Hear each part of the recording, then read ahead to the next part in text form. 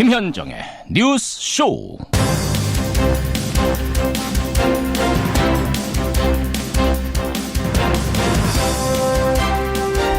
평창올림픽 모두 수고하셨습니다. 애청자 여러분, 주말 잘 보내셨습니까? 어젯밤 폐회식도 즐기셨지요? 2018년 평창 동계올림픽 17일간의 여정을 모두 마쳤습니다. 우리 선수들 잘 뛰었고요. 종합 7위라고 하죠.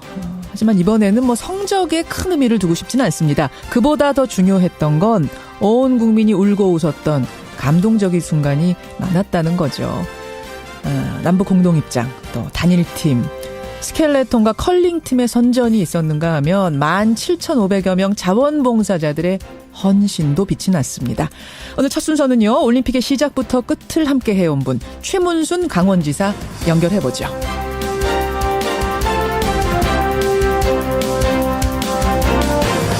그런데요, 평창에 막이 내려지는 이 순간 서서히 막이 열리는 곳도 있습니다.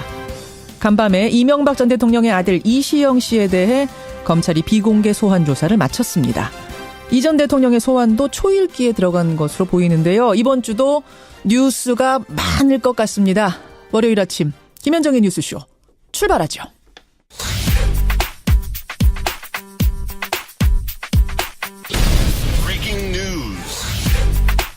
김현정의 뉴스쇼가 주목한 오늘의 포인트, 김정훈 기자 나와 있습니다. 어서 오세요, 김 기자. 네. 월요일 아침 첫 포인트 뭡니까? 평창발 북미 대화 가능성입니다. 그러니까 평창올림픽 폐막식 참석차 내려온 북한 대표단이 네. 북미 대화 용의가 있다 이렇게 밝혔다고요? 네. 김영철 부위원장 일행은 어제 오후 폐막식 참석 전에 1시간 정도 문재인 대통령을 만났거든요. 예. 이 자리에서 문 대통령이 한반도 문제의 본질적인 해결을 위해서라도 북미 대화가 조속히 열려야 한다 이렇게 말하니까 충분한 용의가 있다 이렇게 답을 한 것이죠. 또 김정은 위원장도 같은 의지를 갖고 있다고 김영철 부위원장은 덧붙였습니다. 김정은 위원장이 메시지를 갖고 온 거네요. 네, 김 부위원장을 포함한 북측 대표단은 내일까지 더 머무르거든요. 예. 우리 측 인사들과 추가 접촉을 더 할 예정으로 보이는데 구체적인 일정은 아직 공개되지 않고 있습니다. 이제 미국의 반응이 궁금한데 어떤가요? 그동안 북미 간 대화는 없다고 선을 그었던 미국이죠. 예. 어제 폐막식에서도 트럼프 대통령의 딸 이방카 백악관 보좌관은 지척에 있었던 김영철 부위원장과 인사조차 나누지 않았거든요. 그렇죠. 그런데 미국과 대화 용의가 있다는 북한의 뜻이 전해지면서 백악관이 오늘 새벽에 비핵화를 향한 첫 단계로서의 대화에 나설 의지를 밝힌 것인지 지켜보겠다. 이렇게 답을 했습니다. 아까 북한이 네. 비핵화를 향해서 지금 첫 단계에 들어선 건지, 네. 그럴 의지가 있는지 지켜보겠다. 네. 또 북한이 비핵화를 선택한다면 더 밝은 길이 열릴 것이다. 이렇게 언급하기도 했고요. 네. 다만 비핵화할 때까지 최대한의 압박 정책은 계속될 것이다. 이런 뜻도 빼놓지는 않았네요. 오늘 새벽이라는 거죠? 이 발언이 나온 게. 네네. 그래요. 지켜보겠습니다. 평창올림픽. 이제 끝은 났지만 지금 이제 평화의 메시지를 어떻게 이어가느냐, 구현해 나가느냐 이게 중요한 것 같습니다. 다음 포인트 가죠. 네, MB 소환 예고한 시영 씨의 검찰 조사입니다. 예, 다스 실소유주 의혹. MB 소환을 사실은 올림픽 후로 미뤄놓은 상태였는데 네. 어제 밤에 아들 이시영 씨부터 소환 조사를 했네요. 네. 올림픽 폐막날 아침에 소환됐고요. 오늘 새벽 2시까지 강도 높은 조사가 진행됐습니다. 예. 시영 씨는 이 전 대통령 재임 때인 2010년 다스에 입사해서 4년 만에 전무로 초고속 승진했죠. 그렇죠. 검찰은 서류상 다스 지분이 없는 시영 씨나 이 전 대통령 측이 어떻게 경영에 관여하고 이득을 취할 수가 있었는지를 집중 추궁한 것을 알려졌습니다. 어떻게 4년 만에 초고속 승진을 했느냐. 네. 단순히 조카라서? 아니면 어떤 이유가 능력이 너무 뛰어나서? 이제 이 부분인 거죠. 그렇습니다. 아들 시영 씨에 대한 조사까지 마치면서 이제 남은 건 이명박 전 대통령에 대한 소환 조사 하나뿐입니다. 검찰은 그 시기와 방식 등을 구체적으로 검토하고 있습니다. 네, 오늘 신문들 제가 쭉 보니까 검찰이 구속영장을 청구하기로 했다라고 아예 이렇게 쓴 신문도 있더라고요. 아직 확인되지는 않고 있습니다. 마지막 포인트 가죠. 미투 파문 첫 장본인의 검찰 소환입니다. 예, 검찰 소환 소식이 오늘 많네요. 이번 대상자는 안태근 전 검사장인데요. 예. 2010년 한 장례식장에서 서지현 검사를 성추행한 의혹을 받고 있는데 그렇죠. 서 검사가 뒤늦게 이를 드러내면서 오늘 같은 미투 현상이 기폭제가 됐죠. 예. 검찰이 오늘 오전 안전검사장을 소환 조사합니다. 다만 성추행 혐의의 공소시효는 끝난 상태고요. 검찰은 사과를 요구한 서검사에 대해 안전검사장이 인사보복을 했다. 이런 혐의를 두고 조사를 벌일 예정입니다. 그러니까 성추행 혐의는 적용이 안 되는 거고 네. 인사보복이 있었냐 없었냐 이것만 다투는 거군요. 그렇습니다. 예. 여러분 주말 사이에요. 미투 운동이 정말 본물 터지듯이 쏟아졌습니다. 유명한 사람들, 뭐 이제 제가 뉴스를 다 따라가지 못할 정도로 많은 인물들이 거론이 됐기 때문에 오늘 2부에서 이걸 한번 정리해 보겠습니다. 주말 동안 상황 한번 정리해 보도록 하죠. 그리고 금메달리스트 이승훈 선수, 네. 아까 평창 소식 전해주셨는데 이승훈 선수와 인터뷰도 준비해 놓겠습니다. 김정우 기자 수고하셨습니다. 네. 서울올림픽 이후 30년 만에 안방에서 치러진 평창 동계올림픽. 북한의 참가와 남북 단일팀 성사 등이 관심을 끌면서 시작부터 흥행가도를 이어갔습니다. 개막식이 평화를 노래했다면 폐막식은 화합과 융합으로 채워졌습니다.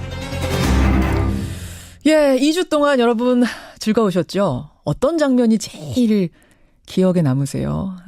오늘 2부 화제 인터뷰는 제가 말씀드린 것처럼 이승훈 선수도 만날 거니까요. 그때까지 제일 기억에 남는 장면 문자 보내주십시오.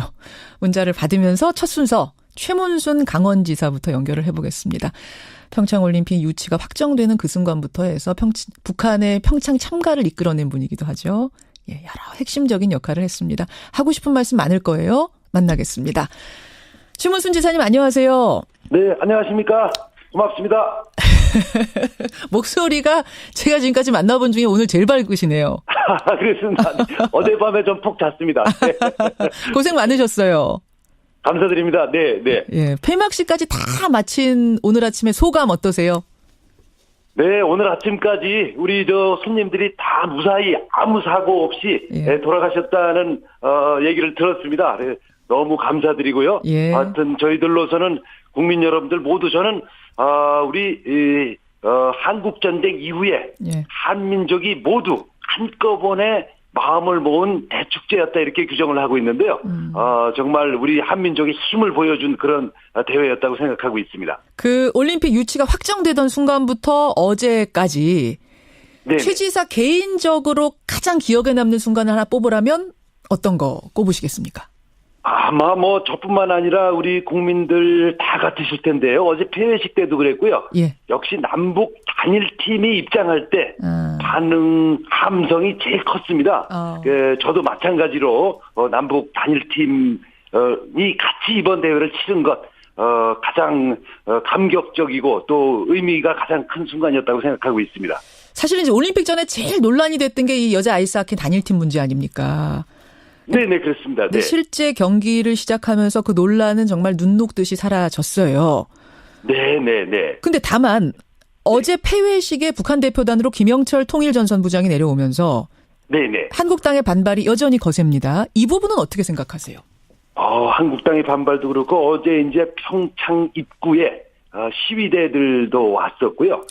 그다음에 폐회식이 끝난 뒤에도 이제 횡계읍내에서 시위가 있었고 여전히 그랬습니다. 그렇군요. 다만 저희들은 이제 이게 올림픽 휴전 기간이니까 올림픽이라는 것이 모든 적대 세력들의 휴전을 위해서 만들어진 것이고 이런 정신을 좀 지켜줬으면 하는 그런 바람을 갖고 있습니다. 물론 야당으로서는 반대 의견을 표현할 수 있다고 생각하는데 그렇더라도 패럴림픽이 끝난 뒤에 집안 싸움은 우리끼리 하자. 이걸 좀 지켜주셨으면 하는 아직도 패럴림픽이 남아있으니까요. 간곡히 부탁드립니다. 불상사는 없었어요 어제 그래서? 충돌 같은 거? 평창에서? 그런 건 없었습니다. 다만 이제 급작스러운 시위가 이루어지다 보니까 그 시간에 이제 교통 통제가 이루어지고 그러다 보니까 교통 정체가 좀 체증이 있었습니다. 있었군요. 네네. 알겠습니다. 그래요. 북한 이야기. 어쨌든 단일팀 성사된 게 가장 개인적으로는 기억에 남는다. 우리 선수들 경기하는 거는 웃음도 주고 눈물도 주고 막 그랬는데 사실 여자 스피드스케이팅 팀 추월팀은 그 갈등이 좀 논란이었잖아요. 그렇습니다. 그 중에서 이제 김보름 선수가 굉장히 이제 우리 국민들에게 뭐 한때는 분노도 드리고 또 한때는 눈물도 주고 그랬는데 우리 김보름 선수가 우리 강원도청 소속입니다. 그래요? 그러면 그 갈등이 더 예사롭지 않게 보이셨겠네요. 김보름 선수 은메달 따고 나서 막 큰절하고 사과하고 눈물 흘리고 그러던데. 네네. 이제 갈등을 일으켰던 두 선수가 그 직전까지 전부 강원도청 소속이었던 선수들이고 한솥밥을 오래 먹었던 그런 선수들이어서 저희들로서는 좀 아주 가슴 아픈 어느 쪽이든 그런 일이었었는데 이제 마무리가 잘 되고 그 현장에 제가 특별히 응원을 갔었는데요. 모든 그 관람객들이 김보름 선수를 일제히 응원을 해주셨습니다. 그래서 저희들도 너무 저도 그 태극기를 놓고 큰절하는 순간에 뭐 눈물이 저뿐만이 아니고 많은 분들이 아마 눈물을 흘리셨습니다. 그런 지사님 우셨어요? 지사님도? 네, 저도 눈물이 나더라고요. 그러니까 그런 갈등도 이렇게 크게 우리 국민 여러분들이 녹여주시는구나. 그런 걸 현장에서 많이 느꼈습니다. 그래요. 갈등도 있었고 치유도 있었고 화합도 있었고 뭐 여러 가지 의미를 남긴 평창 올림픽이었습니다. 이제부터는 이제 뒷정리가 중요한데. 그렇습니다. 네네. 일단 올림픽 끝나고 이 경기장들은 어떻게 하실 생각이세요? 그 경기장들이 이제 우리 국민 여러분들께서 이제 처음부터 걱정이 많으시고 저희들도 걱정을 많이 해서 올림픽이 끝난 뒤에는 이거 유지 관리비를 적게 드리는 쪽으로 이제 생각을 했었습니다. 그러다 보니까 이제 해체를 염두에 두고 되게 설계부터 해체를 염두에 두고 지었는데 이제 올림픽이 끝날 즈음이 되니까 선수들하고 특히 연맹을 중심으로 해서 이 경기장을 유지해야 된다 이런 이제 요구가 제기되기 시작했습니다. 해체를 염두에 두고 지었는데 막상 뛰어보니 굉장히 좋다. 이거 유지하자 이런 의견들이 들어오고 있어요 선수들한테? 그렇습니다. 곧 아마 이제 공개적인 의사 표현이 있을 걸로 알고 있는데요. 그리고 또 IOC로부터도 이걸 유지하는 게 좋겠다 이런 의견이 있습니다. 그러니까 예를 들어 이제 우리 윤성빈 선수가 그 슬라이딩 센터에서 우리 금메달을 따지 않았습니까? 그랬죠. 윤성빈 선수도 뭐 죽을 노력을 다 했지만 그 경기장이 있었기 때문에 금메달을 딸 수 있었다. 이제 이런 의견들이 이제 많이 제기되고 있는 거죠. 그래서 이런 것들을 좀 더 전반적으로 면밀하게 재검토를 해야 될 시점인 것 같습니다. 그러면 원래 그 스켈레톤 경기장 같은 거 슬라이딩 센터도 해체하려는 계획이었던 거군요. 유지비가 너무 많이 드니까. 뭐 그렇게 너무 많이 드는 건 아닌데요. 예를 들어서 연 유지비가 16억 정도 듭니다. 그래서 저희들 아는 연맹에서 6억 정도를 어차피 뭐 해외에 전지훈련 다니고 이런 비용이 있습니다. 해외에 전지훈련 다니는 대신 국내에서 하는 비용을 내겠다. 그리고 정부에서 한 5억 그리고 우리 도에서 한 5억 이렇게 해서 유지하자. 이런 안을 제기하고 있습니다. 알겠습니다. 그리고 또 하나는 이 경기장들 활용해서 동계 아시안 게임도 추진하겠다. 특히 북한과 공동 개최하는 방안을 언급하셨더라고요. 이게 그냥 지사님 희망 수준입니까? 아니면 실제로 뭔가가 진행 중입니까? 제가 어제 북한의 김일국 체육상 그 체육부 장관이죠. 지금 여기 와 있습니다. 어제 제가 만났는데요. 우선 제안을 우선 구두로 이런 안을 한번 들어보시라고 얘기를 했고요. 제가 4월 달에 이제 평양에 갈 예정인데 가서 이 안을 공식으로 제기해 볼 예정이고. 그 체육부 장관 체육상의 반응은 어땠어요, 어제? 우선은 이제 뭐 듣고 알고 있다. 무슨 이게 보도가 되지 않았습니까? 알고 있다는 반응이었고요. 그다음에 그러나 이제 공식적인 답변을 금방 즉답을 할 수는 없어서. 없지만 분위기라는 게 있잖아요. 알고 있다라고 말할 때 그 분위기는 어땠어요? 분위기는 그냥 뭐 지금으로선 덤덤한 분위기였습니다. 덤덤. 아직은 잘 모르겠네요. 이게 오케이 사인인지 아닌지는. 뭐 우리 국민 여론도 물론 들어봐야 될 테고. 그렇습니다. 내부 결정을 거쳐야 되고요. 또 국제 스포츠 관계자들도 얘기를 들어봐야 되는데 제가 어제 박 위원장에도 이 얘기를 했고 바 위원장은 뭐 본인도 알고 있다, 들었다. 누가 보고를 한 모양입니다. 그래서 그래요? 본인도 적극 돕겠다. 다만 이게 이제 IOC 결정 사항이 아니고 IOC 밑에 아시아 스포츠 평의회라는 조직이 있는데요. 예. 네, 뭐 직접 상하 관계는 아닙니다. 네, 예. 본인의 긍정적인 의견을 전달하겠다. 여기까지만 얘기를 들었습니다. 알겠습니다. 토마스 바흐 IOC 위원장은 적극 돕겠다. 북한은 네네. 알고 있다. 하지만 네. 무표정. 아직 알 수 없는 네네네. 이런 단계라. 여러분 생각은 어떠세요? 여러분 여기에 대한 문자 우리 청취자들 보내주시고요. 최 지사님 지난번 출연하셨을 때 네네. 제가 삼선도전 어떻게 최종 선언하십니까 했더니 올림픽 끝나고 답하겠습니다 이러셨거든요. 어제 폐회식 했습니다. 네. 답 주시죠. 올림픽은 패럴림픽까지 포함하는 게 있습니다. 아, 패럴림픽까지 네. 끝나고 네. 패럴림픽 끝나고 다시 연결해야 되는 거예요, 그러면? 네, 그때 한번 연결해 주시면 고맙겠습니다. 네. 여기까지 말씀 듣겠습니다. 고맙습니다. 네, 감사드립니다. 고맙습니다. 예, 고생 많으셨습니다. 최문순 강원지사였습니다.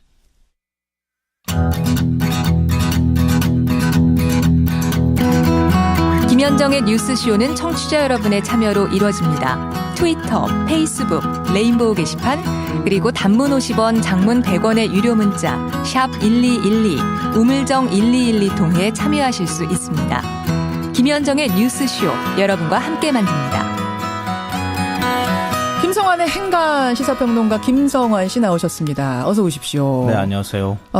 어떤 장면이 가장 기억에 남으십니까? 여쭸더니 신병호님. 네. 여자 컬링팀이 어제 은메달 딸 때보다도 일본 이겼을 때가 이분은 제일 행복했다 이러셨고 4091님도 역시 컬링의 영미 외치는 그 순간이 제일 기억에 남는다. 장정환님은 아쉽게도 여자 팀 추월팀 그 갈등이 제일 기억에 남는다 이런 분들. 5546님은 이승훈 선수 오랜 팬인데요. 매스 스타트에서 쭉 마지막 치고 나가는 그 스퍼트 순간 그 카리스마 정말 멋졌다. 이따 만납니다. 예, 5546님, 이승훈 선수. 김성환 씨는 어떤 장면 떠오르세요? 네, 전 뭐 지금 다 말씀하셨으니까 저도 네. 영미 이렇게 얘기하려고 그러다가. 근데 식상해요, 이제 그 답변. 그러게요. 너무 많이들 기억하셔서. 네, 사실은 하계 올림픽은 관심이 많고 굉장히 뭐 감동적인 장면도 많이 나왔던 것 같은데 동계 올림픽에서 이렇게 많은 장면들이 나올 줄 몰랐고. 제가 스키를 잘 못하는데 한번 이번 기회에 스키를 한번 배워볼까 이런 생각도 들고요. 뭐 스케이트, 뭐 보드도 한번 타볼까? 뭐 그런 욕심도 한번 부려보고 있습니다. 전 에어리어를 한번 해볼까? 정말 멋있던데. 근데 우리의 불행은요. 예. 몸이 안 따라준다는 거죠. 마음처럼. 그겁니다. 너무 늦은 나이에 동계올림픽을 접해서. 자, 오늘 행간. 오늘 행간은 이렇게 기분 좋은 얘기만은 아니에요. 글쎄요. 그 평창 동계올림픽이 폐막이 되면서 여러 가지 일들이 이제 벌어졌는데요. 네. 이 외교 정치 쪽에 굉장히 많은 일들이 어제 하루 동안 벌어졌습니다. 그렇죠. 이 평창을 무대로 치열한 외교전이 펼쳐졌는데요. 이 올림픽 폐막식 날 숨가쁘게 펼쳐진 평창 외교. 이 뉴스의 행간을 좀 살펴볼까 합니다. 그러니까 북한의 김영철 노동당 부위원장 겸 통일전선 부장 네. 우여곡절 끝에 오긴 왔는데 정말 많은 갈등들이 벌어진 거죠. 네, 맞습니다. 길이 아주 험난했습니다. 예. 박람회 시간이 어제 오전 9시 53분이었는데요. 이 고위급 대표단을 이끌고 도라산 남북 출입사무소를 도착을 했습니다. 예. 기자들한테 받은 첫 질문이 이 보통 이렇게 되면은 오신 소감이 어떻습니까? 이런 거 질문하거든요. 그렇죠. 근데 천안함 사건에 대해 어떻게 생각하십니까? 라는 질문을 제일 먼저 받았습니다. 첫 질문이. 네. 여기에 대해서 사실은 좀 불쾌한 반응을 보일 법도 한데 일단은 묵묵부답. 반응을 보이지 않았습니다. 네. 그 시각 자유한국당 의원들과 당직자들은 박람을 저지하겠다 이렇게 해서 통일대교로 가가지고 도로를 점거하는 일이 벌어지기도 했고요. 도로 점거를요. 네. 그래서 정부는 지방도로로 우회하는 길로 북측 대표단을 안내를 했고 예. 이후 경강성 KTX를 이용해서 평창으로 이제 대표단이 이동을 했습니다. 예. 폐막식 때 김여정 제1부 부장이 개막식에 이제 참석했을 때처럼 문재인 대통령이 가서 악수하는 장면을 보여주지 않을까 생각했는데 저는 사실 솔직히 못 봤어요. 근데 오늘 신문에 보도된 걸 보니까 악수를 했더라고요. 가가지고 직접. 카메라가 지금 그 장면을 안 비춘. 예, 저는 못 거죠. 봤어요. 제가 뚫어지라 그걸 봤거든요. 예, 근데 결국 악수를 한 겁니다. 네, 맞습니다. 예. 나중에 알려진 사실이긴 하지만 문재인 대통령과 김영철 그 부장이 폐막식 전인 오후 5시부터 1시간 동안 북미 대화를 했다. 서로 의견을 나누는 대화를 했다고 합니다. 이 자리에서 북미 접촉에 대해서 문재인 대통령이 접촉을 했으면 좋겠다고 얘기했고 접촉할 가능성이 있다는 식의 어떤 화답을 했다고 합니다. 그렇죠. 평창 올림픽 폐막식 날 평창을 무대로 아주 숨가쁘게 벌어진 외교전. 이 뉴스 행간 이면 들여다보죠. 첫 번째 행간은 같은 무대에서 따로 공연하는 연극 배우 같았다입니다. 누구요? 김영철 부위원장하고 이방카 보좌관을 말씀드린 건데요. 김영철 부위원장 방남이 가장 주목을 받은 이유가 북미 접촉 여부 아니겠습니까? 그렇죠. 그러니까 평창에는 이틀 전 방한한 트럼프 대통령 딸 이방카 백악관 보좌관이 엄연히 있었거든요. 예. 그러니까 김정숙 여사랑 올림픽도 관람하면서 굉장히 좀 분위기 좋게 그 스포츠 외교를 펼쳤다는 평가까지 받고 있었는데 이 폐막식 장소에서 진짜 몇 걸음 떨어진 장소에 서로 있었는데 얼굴 한번 마주치지 않았고 눈길 한번 주지 않았습니다. 눈길 한 번도. 이방카 보좌관이 안 가면은 김영철 부위원장이라도 가가지고 악수 한번 이렇게 청할 수도 있지 않을까 하는 생각까지 했었거든요. 그것까지는 좀 무리였을 것 같은데. 근데 서로 우린 절대 안 만날 거야. 이렇게 신호 보내는 사람처럼 진짜 아주 냉정하게 서로 간의 역할만 충실히 하는 연극 배우 같았다는 겁니다. 자존심 싸움, 기싸움 같은 느낌도 좀 받았고요. 네. 예. 그리고 또 다른 연극 배우가 한 명이 더 있었는데요. 누구요? 자유한국당 의원들이었습니다. 어허. 청와대 항의서안 보내고 시위하는 것도 모자라서 통일대교 정거농성까지 벌였거든요. 예. 그렇지만 각자 따로 연극하는 배우처럼 정부는 정부대로 자유한국당 의원들은 의형대로 각자 따로 행동을 했습니다. 자, 여기서 시위하는 사람들은 시위하는 사람들이고 이제 정부는 돌아서 가는 우회로를 이미 생각해놓고 있었던 거죠. 네. 가가지고 누가 한 명 가서 설명하거나 이러는 것도 사실은 없었고요. 자, 이런 무대들이 어제 하루가 각자 따로 자기 역할을 하는 것 같은 느낌의 외교전이었다. 두 번째 행간. 두 번째 행간은 연극 무대 뒤 스텝의 움직임에 주목해야 한다입니다. 아까 연극 설명은 하셨는데 스텝은 또 누굽니까? 무대 위에 배우는 주어진 역할에 따라서 서로 안 마주칠 수 있잖아요. 예, 무대 예. 위에서. 그렇지만 스텝은 안 마주칠 수가 없습니다. 무대의 스텝은 입장이 완전히 다른데요. 무대 의상 준비도 해줘야 되죠. 그렇죠. 세트도 만들어줘야 되죠. 그렇죠. 음향도 맞춰줘야 되죠. 어허. 서로 자연스럽게 함께 할 수밖에 없는데요. 이방카와 김영철 스텝을 좀 주목을 해야 됩니다. 예. 북미 접촉 절대 없을 것이다 이렇게 행동을 하고 있지만 이른바 연극 배우처럼 보이고 있지만 준비는 사실은 다 해왔습니다. 어떤 스텝들을 준비해왔어요? 그러니까 이방카 보좌관은 백악관 대변인도 데리고 왔고요. 아하. 앨리슨 후커 국가안보회의 한반도 담당관까지 데리고 왔습니다. 예. 김영철 부위원장도 마찬가지인데요. 그동안 북한과 남한이 접촉을 할 때는 민족 내 문제로 간주를 해서 외무성 관리를 절대 데리고 오지 않았거든요. 근데 이번에 최강일 북한 외무성 북아메리카 부국장을 데리고 왔습니다. 그래요. 그러니까 최 부국장은 그동안 뉴욕 채널이라고 불리는 그 채널이 있죠. 예. 미국과 북한이 이제 서로 접촉을 접촉하는 그 창구 역할을 했던 인물입니다. 그렇군요. 더군다나 통역도 함께 데리고 왔다고 합니다. 통역을 왜 데리고 옵니까? 문재인 대통령 만나는데 우리끼리 뭔가 한국말을 통역해야 될 일은 없을 거 아니겠어요? 아니 다른 외국 사절들하고도 영어 통역은 해야 되니까 그건 그럴 수 있긴 합니다만 어쨌든 영어 할 수 있는 통역도 데리고 왔다는 거. 네, 맞습니다. 예. 결국 양쪽 모두 접촉 가능성을 두고 왔다 이렇게 보는 게 맞을 것 같은데요. 예. 그러니까 지금 연극 배우 역할은 달라도 연출은 한 명이잖아요. 그렇죠. 연출은 문재인 대통령이 하고 있는 거나 다름이 없거든요. 그러니까 문재인 대통령이 어떻게 연출하느냐 여기에 따라서 무대의 스태프들의 움직임이 달라질 수도 있다는 겁니다. 마지막 행간 하나만 더 보죠. 마지막 세 번째 행간은 관객이 감동하는 데는 시간이 필요하다입니다. 그건 무슨 말씀이세요? 연극은 논리적으로 앞에서 배우들이 열심히 이제 연극할 수 있지만 관객이 감동하고 눈물을 흘리는 데까지는 시간도 필요하고 그건 논리나 대화로만 되는 게 아니라 감성이 전달되어야 하잖아요. 감동이 있어야죠. 네, 맞습니다. 그러니까 김영철 박람회에 대해서 국내에서 반대하는 여론이 있잖아요. 예. 이것도 아이스하키 단일팀 만들 때처럼 나중에 가가지고는 어떻게 될지 그들의 감동을 어떻게 이끌어내느냐에 따라서 결과는 달라질 수도 있고요. 예. 북미 접촉 같은 경우에도 서로 불신하는 거잖아요, 지금. 예. 그러니까 그 사람들이 가슴으로 움직이는 데까지는 시간이 필요하다는 건데요. 그러니까 마지막으로 제가 고 신용복 선생이 담론이라고 하는 책에서 했던 멘트 하나만 말씀드릴게요. 글 하나만. 우리가 일생 동안 하는 여행 중에서 가장 먼 여행은 머리에서 가슴까지 여행이다. 참 울림이 있습니다. 예. 서로 마음을 열고 대화하는 그 순간까지 조율하는 건 또 우리의 큰 몫이고. 네, 맞습니다. 김성환 씨 수고하셨습니다. 네, 고맙습니다. 청취자 김주환님, 머리부터 가슴까지의 여행, 가장 빠른 여행길이 됐으면 좋겠습니다. 저도 동의합니다. 입으로 가죠.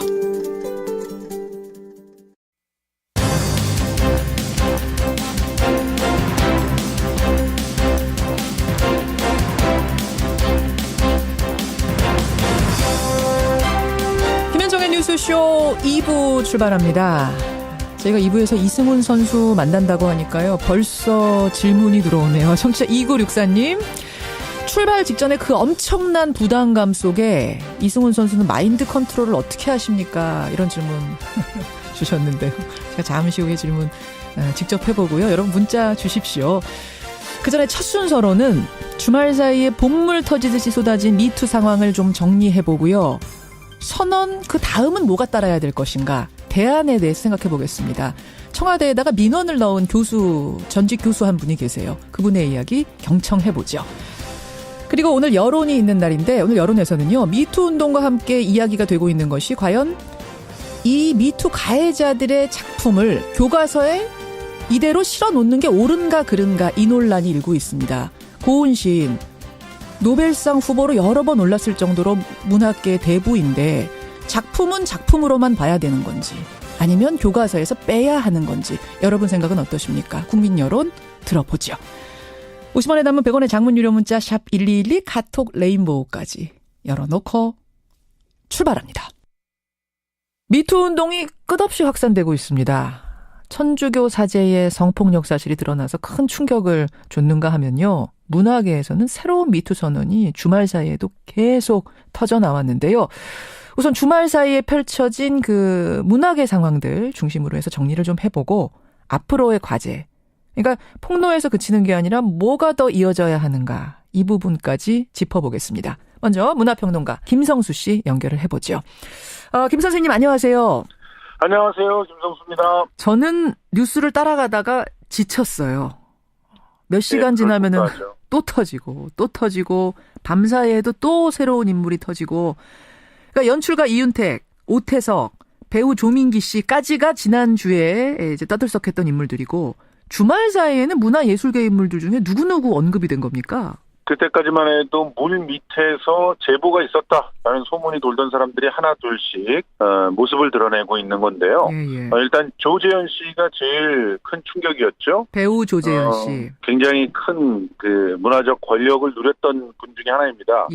겸임 교수의 형태로 가르친 적도 있었고 여러 가지 활동들을 했었는데 배우 최율 씨가 그 자신의 SNS를 통해서 공개를 하고 그 이후에 역시 익명 제보들이 있었는데요.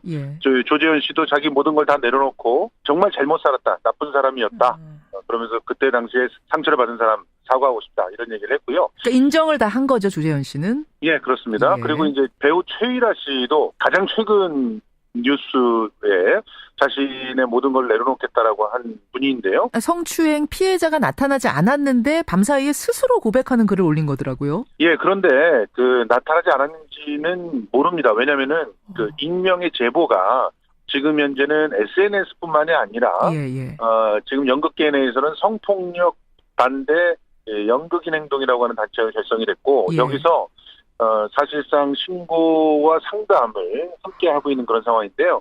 이런 공식적인 그 연극인을 대변할 기구를 피해자들 중심으로 만들었기 때문에 그쪽으로 얼마나 많은 제보가 들어오는지 모르는 그런 상황이고요. 그렇군요. 예, 그렇기 때문에 그런 제보들이 있었다라고 하는 얘기를 듣고 심사숙고해서 결정을 했던 일 수도 있습니다.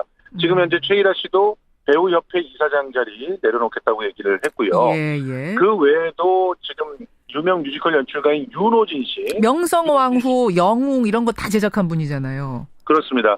아예 신작 발표회를 취소하면서 그 당사자를 만나고 사죄를 하고 그 사죄가 받아들여질 때까지는 공식적인 활동하지 않겠다 선언을 했고요. 역시 인정을 한 겁니다. 그렇죠. 또 배우 한명구 씨 역시 이 피해자들의 제보가 나오자 사실을 인정을 하고 자신의 잘못을 뉘우치는 사과를 했습니다. 실제로 한명구 씨 같은 경우도 주로 학생들을 가르치는 곳에서 이런 일들이 벌어졌다라고 하는 사실이 알려져가지고 그렇죠. 특히나 지금 학교가 과연 어떤 상태로 있었던 것인가 하는 질문들이 이제 던져지고 있는 상황이고요. 이 외에도요. 곽도원 씨하고 오달수 씨 얘기는 좀 해야 될 것 같은데요. 곽도원 씨라면 이제 강철비 출연했던 곽도원 씨고 예, 그렇습니다. 오달수 씨 여러분 너무 잘 아시잖아요. 감초 연기로 뭐 대단한 인기를 모으고 있는 배우인데. 예, 오달수 씨 같은 경우는 뭐 요즘에 굉장히 잘 나가는 코미디 배우다 뭐 이런 식으로 언급이 됐는데 그 이후에는 실명이 밝혀지기도 했습니다.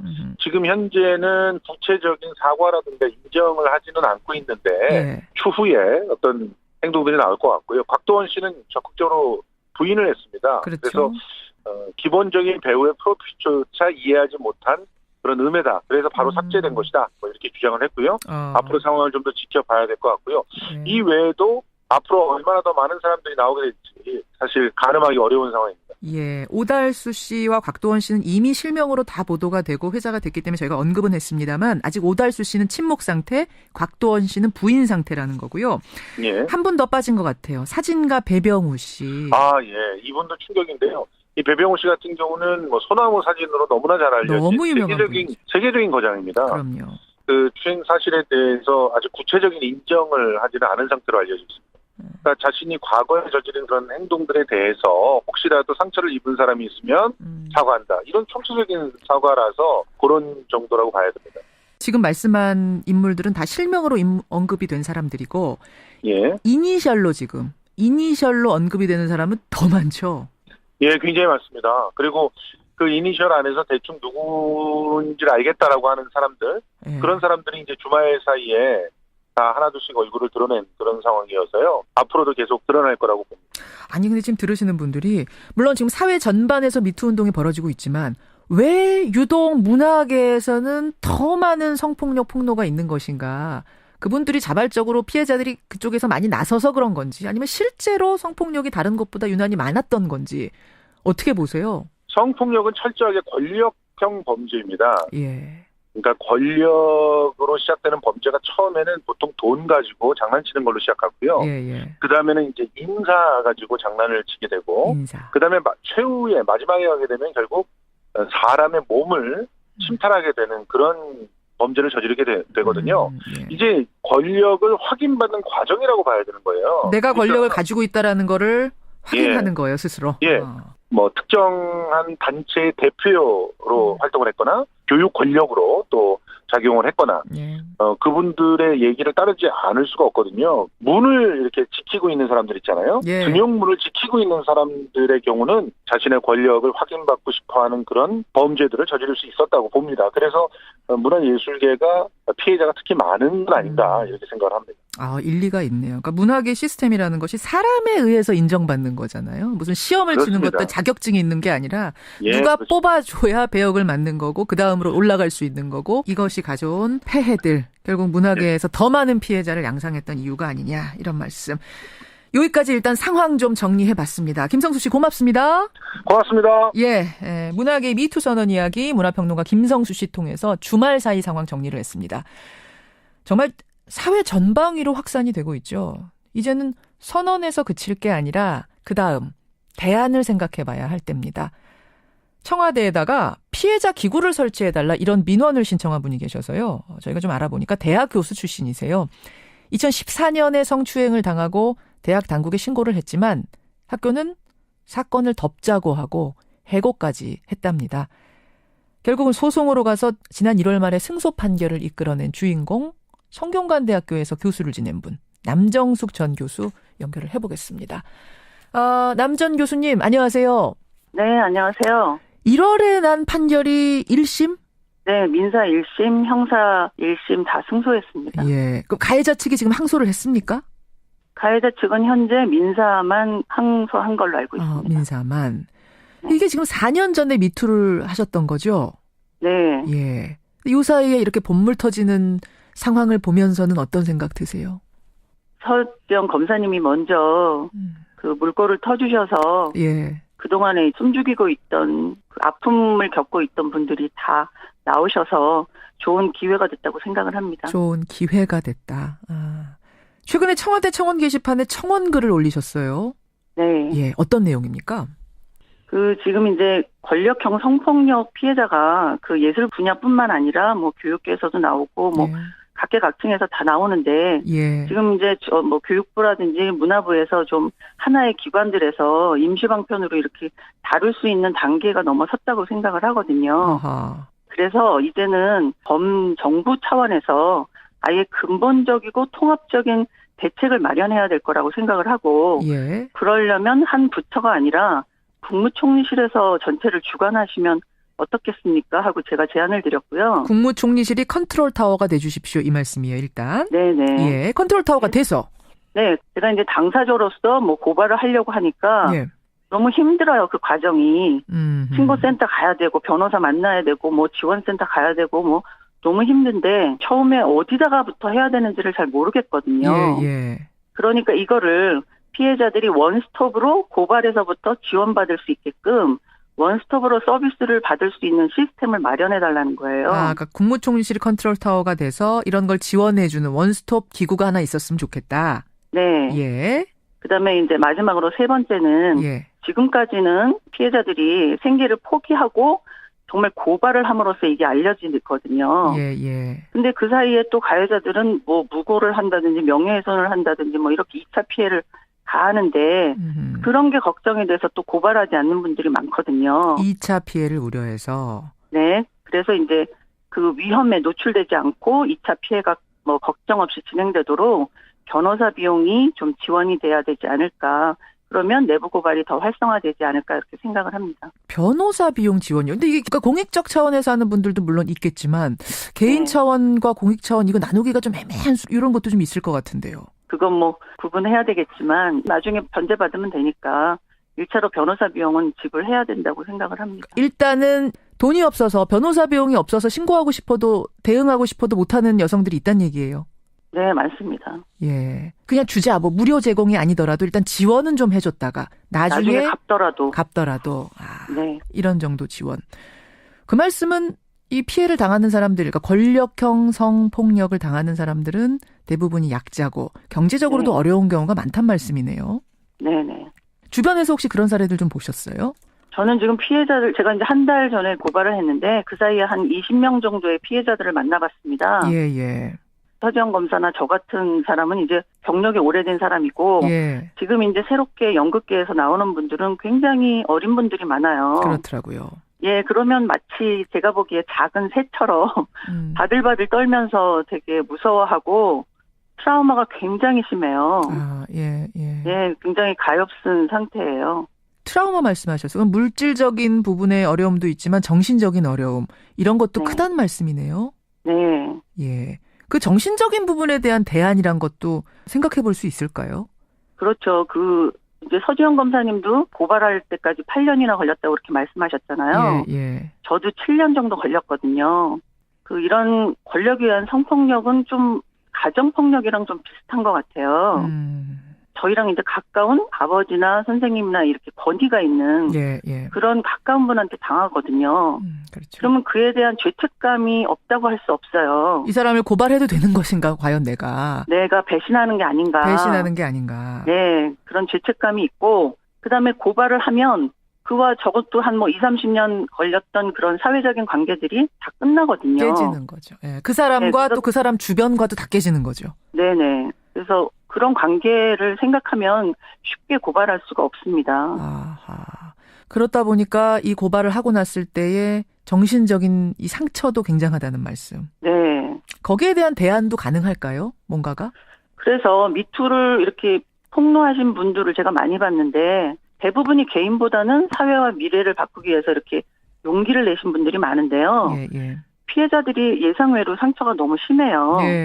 그래서 그런 어떤 트라우마 센터 같은 데서 이런 정신적인 그런 상처들을 좀 치료를 받아야 되지 않을까 그런 생각을 경우에 했습니다. 그런 지원도 좀 있었으면 좋겠다.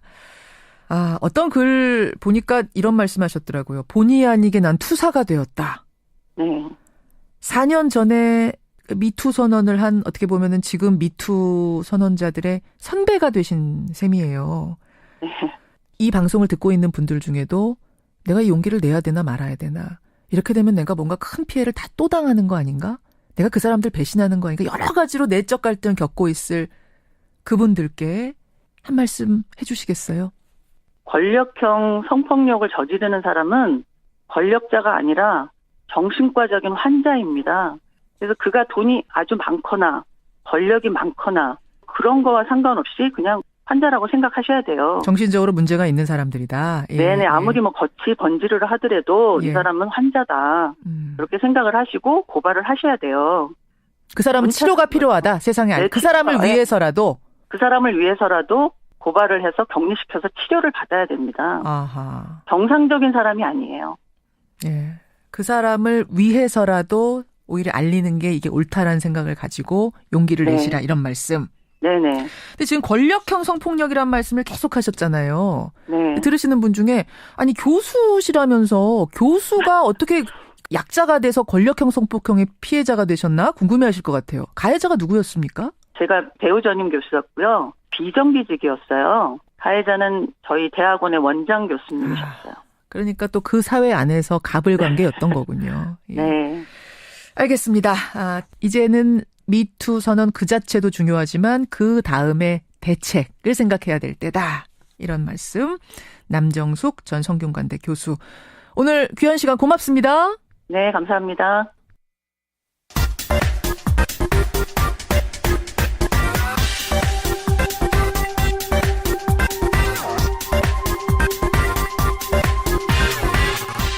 한 주간의 최신 여론조사 결과를 알아보는 시간입니다. 이택수의 여론. 오늘도 리얼미터 이택수 대표 나오셨어요. 어서 오십시오. 네, 안녕하세요. 올림픽 끝났습니다, 이 대표님. 네, 너무 아쉽습니다. 평창 결국 못 가고 바빠서. 네. 또 TV로 많이 보셨을 텐데 어떤 장면이 제일 기억에 남으세요? 저는 이승훈 선수가 금메달 땄던 장면이 기억에 남는데요. 지금 좀 이따 나와요, 이승훈 선수. 아, 그래요? 네, 바로 다음에. 바로 다음은 아니고 화제 인터뷰로. 제가 같이 좀 인터뷰를 하고 싶습니다. 왜? 특별히 물어보고 싶은 게 있으세요? 제가 경기도 광주시인데 혹시 어디이신지 꼭 궁금해서. 특별히 하고 싶은 질문. 경기도 광주이시면. 제가 이 장면을 꼽았던 거는 정재원 선수 있잖아요. 예, 고등학생 17살인데 저희 둘째 아들보다도 어린 친구인데 예. 물론 이승훈 선수보다 13살이 어립니다. 띠동갑이 넘는 맞아요. 그런 후배를 같이 지난번에 팀초월이었나요? 거기서도 같이 경기를 했었고 정재훈 선수는 또 마지막 두 바퀴를 남기고 자기 할 일은 다 했다라고 하면서 뒤로 좀 빠져주는 모습. 제가 그 장면 보고 이 선후배 간의 우애. 일부러 빠진 건지 모르겠고 원래 피로도가 굉장히 크대요. 선두 달리면. 그러니까 그거를 선두로 쭉 이끌어주다가 이제 뒷부분에 빠진 건데. 인터뷰를 이렇게 했어요. 승훈이 형이 치고 나가는 걸 보면서 이제 내가 할 일은 끝났구나라고 생각해서 힘이 빠졌다. 이 네덜란드의 크라머 선수도 다른 종목에서는 금메달을 딴 선수지만 동료 선수를 위해서 뒤로 빠져줬거든요. 이런 동료에 보니까 굉장히 그 스포츠맨십이 참 위대하구나 이런 걸 느꼈습니다. 저는 그 국적이 다른 선수들끼리 서로 격려하는 모습들 많이 봤죠. 이성아 선수 울고 있을 때 고다이라가 와서 위로해주고 또 컬링팀이 우리 팀 포기 선언하면서 금메달 선수들한테 축하한다고 이렇게. 전 그런 게 너무 보기 좋더라고요. 정치인들보다 훨씬 나은 것 같습니다. 훨씬. 정치인분들 죄송합니다만 훨씬 낫습니다. 이승훈 선수 이따 생방송이어서 제가 이 질문 시간이 될지 모르겠지만 시간 되면 어디이신지 묻겠습니다. 자, 이렇게 뜨거웠던 올림픽 기간에 사실 웬만한 이슈들은 다 묻혔어요. 그런데 이 와중에도 결코 묻히지 않았던 뜨거운 뉴스가 바로 미투 운동이죠. 미투 운동. 미투 운동이 확산이 되면서 고은 시인, 이윤택 연출가 이런 인물이 실린 교과서는 이건 어떻게 해야 되는가. 이 문제가 또 한편으로 떠올랐습니다. 도덕성이 실추된 작가의 작품을 교과서에 올려서는 안 된다. 삭제하자. 이런 의견과 작품은 작품으로 봐야지. 거기다 인간을 결부시킬 필요가 없다. 유일한 우리나라의 노벨상 후보 아니었느냐. 문학계. 이제 이런 의견이 전문가들 사이에서 엇갈리는 상황인데요. 그래서 국민들은 어떻게 생각하시는지 김현정의 뉴스쇼 의뢰로 조사를 해보셨죠. 네, 저희가 지난 금요일 23일 날 전국 19세 이상 성인 9,099명이 접촉을 해서 최종 505명이 응답을 완료했습니다. 5.6%의 응답률, 무선 전화 면접 및 유무선 자동응답 혼용 방식이었고요. 표본 오차는 95% 신뢰 수준에서 플러스 마이너스 4.4%포인트였습니다. 예. 질문은 다음과 같았는데요. 최근 시인 고은, 연출가 이윤택 씨 등 성폭력 문제로 논란이 되고 있는 인물들의 작품을 교과서에서 삭제해야 한다는 의견이 제기되고 있습니다. 선생님께서는 이 의견에 대해서 어떻게 생각하십니까? 이렇게 물었는데요. 예. 1번 성폭력 의혹 인물의 작품을 가르쳐서는 안 되기 위해 교과서에서 삭제해야 한다. 삭제해야 한다. 2번 문화예술인의 행실과 작품의 예술성은 분리해서 봐야 하기에 교과서에 그대로 두어서는 안 된다. 그대로 두어서는 안 된다. 자, 네. 우리 청취자들이 그동안 보내준 제가 아까 예고를 했거든요. 그 답변 먼저 보겠습니다. 정정선님. 시인과 시는 분리해야겠죠. 학생들에게 교육할 때는 그 시인의 공과 가오를 함께 교육하면 되기 때문에 교과서에서 빼지 말자. 반면에 이석재님은 작품과 사람을 분리할 수 없습니다. 결과와 과정 모두 중요하기 때문에 교과서에서 빼야 합니다. 8765님, 흠결 없는 사람이 과연 얼마나 있을까요? 작품과는 별개로 처리해야 됩니다. 이분은 빼지 말자. 반면에 서상영님은 교과서에서 영구 삭제는 물론이고 향후의 모든 문학 활동도 중단시켜야 된다. 잘못된 생각을 가진 사람의 글을 읽으면서 자란 아이들 어떻게 되겠는가? 이렇게 의견도 좀 들어오고 있는 상황. 국민 여론은 어떻게 나왔습니까? 찬성한다. 교과서 삭제에 공감한다는 의견이 71.1%, 10명 중에 7명가량이었고요. 반대한다. 교과서에 계속 실려야 한다는 의견이 22.5%로 나타나서 삭제 찬성이 압도적인 것으로 나타났습니다. 성별로는 여성이 74%가 삭제 찬성, 남성이 68.2%, 6%포인트 차이긴 합니다만 여성이 소폭 높았고요. 그럼에도 불구하고 남성도 10명 중 7명 가까이 찬성을 했습니다. 연령군은 40대가 찬성이 가장 높았고요. 그리고 30대, 그다음이 20대 순이었고요. 60대 이상 50대 순으로 찬성이 높게 나타났습니다. 자, 고은 시인 이윤택 연출가의 작품은 교과서에서 빼야 한다. 빼자. 71.1%. 작품은 작품으로 봐야 한다. 별개로 보자. 빼지 말자. 22.5%. 거의 한 3배. 저 개인적으로는 이게 만약에 뭐 수학 공식 무슨 수학 노벨상 후보였다면 그 학자의 수학 공식은 교과서 배워야 되겠죠. 근데 아까 어떤 분이 그 문자 주셨어요. 네. 에디슨이 그럼 이런 일 했다고 해서 에디슨의 업적을 교과서에서 뺄 것인가? 이런 분 계시거든요. 근데 이제 학교에서는 지성도 가르치지만 감성을 가르쳐주는 그런 이제 과목들이 있을 텐데 이거는 이제 인성에 굉장히 큰 영향을 미치는 시인, 시 이런 분야는 이 작가가 누구냐인 것을 또 학생들이 알게 된다면 이건 워낙 지금 많이 퍼진 사안이기 때문에 저는 빼는 것이 맞다고 개인적으로 생각합니다. 시인의 인성이라는 게 굉장히 중요한 분야이기 때문에 이것을 감안해야 된다. 수학, 과학과는 또 다른 차원이 아니냐. 지금 청취자 의견이 막 쏟아지고 있는데요. 절대로 안 되는 일 삭제해야 된다. 3340님. 장혜숙님은 한두 번의 실수라면은 유지. 그러나 오랫동안 해왔다는 건 묵과할 수 없다. 뭐 이런 의견들. 특히 사춘기 아이들이 배우게 되는데 그런 분 작품 공부하면서 집중이 되겠습니까? 윤영보님 이런 문자. 우리 청취자 문자도 지금까지 들어온 걸로는 삭제하자 쪽이 더 많습니다. 조금 더 보내주시고요. 정리조사 가죠. 네, 문재인 대통령의 국정수행 평가가 지난주 대비 2.6%포인트 오른 65.7%로 2.6%포인트. 네, 5주 만에 60%대 중반을 기록하게 됐습니다. 그간 한 4주가량 60% 초중반으로 그 전에 비해서 소폭 하락한 모습이 계속 유지가 됐었는데 올림픽 막바지에 가면서 문재인 대통령의 지지율이 60% 중반 이상으로 올랐고요. 부정평가도 5주 만에 28.9%로 20%대로 떨어졌습니다. 이택수 대표가 그렇게 얘기하셨잖아요. 올림픽을 성공적으로 치러내면 이거는 여당에게 유리할 수밖에 없다. 청와대 대통령 지지도 영향을 줄 수밖에 없다라고 얘기하셨는데 정확히 맞아떨어졌어요. 근데 마지막에 폐막식쯤에서 남남 갈등이 일어나지 않았습니까? 김영철 부위원장이 오는 문제 가지고 우리가 이게 조사를 근데 금요일까지 한 거죠. 그렇습니다. 그러면은 이 김영철 건은 목요일 오후에 터졌으니까 이게 반영이 한 반 정도 됐다 이렇게 봐야 되는 건가요? 네. 일간으로 보면은 월화수에는 상승세를 계속 이어갔습니다. 64%, 66.4%, 67.1%까지 수요일 날 올랐는데 목요일 날 북한 대표단의 방남 소식이 있었죠.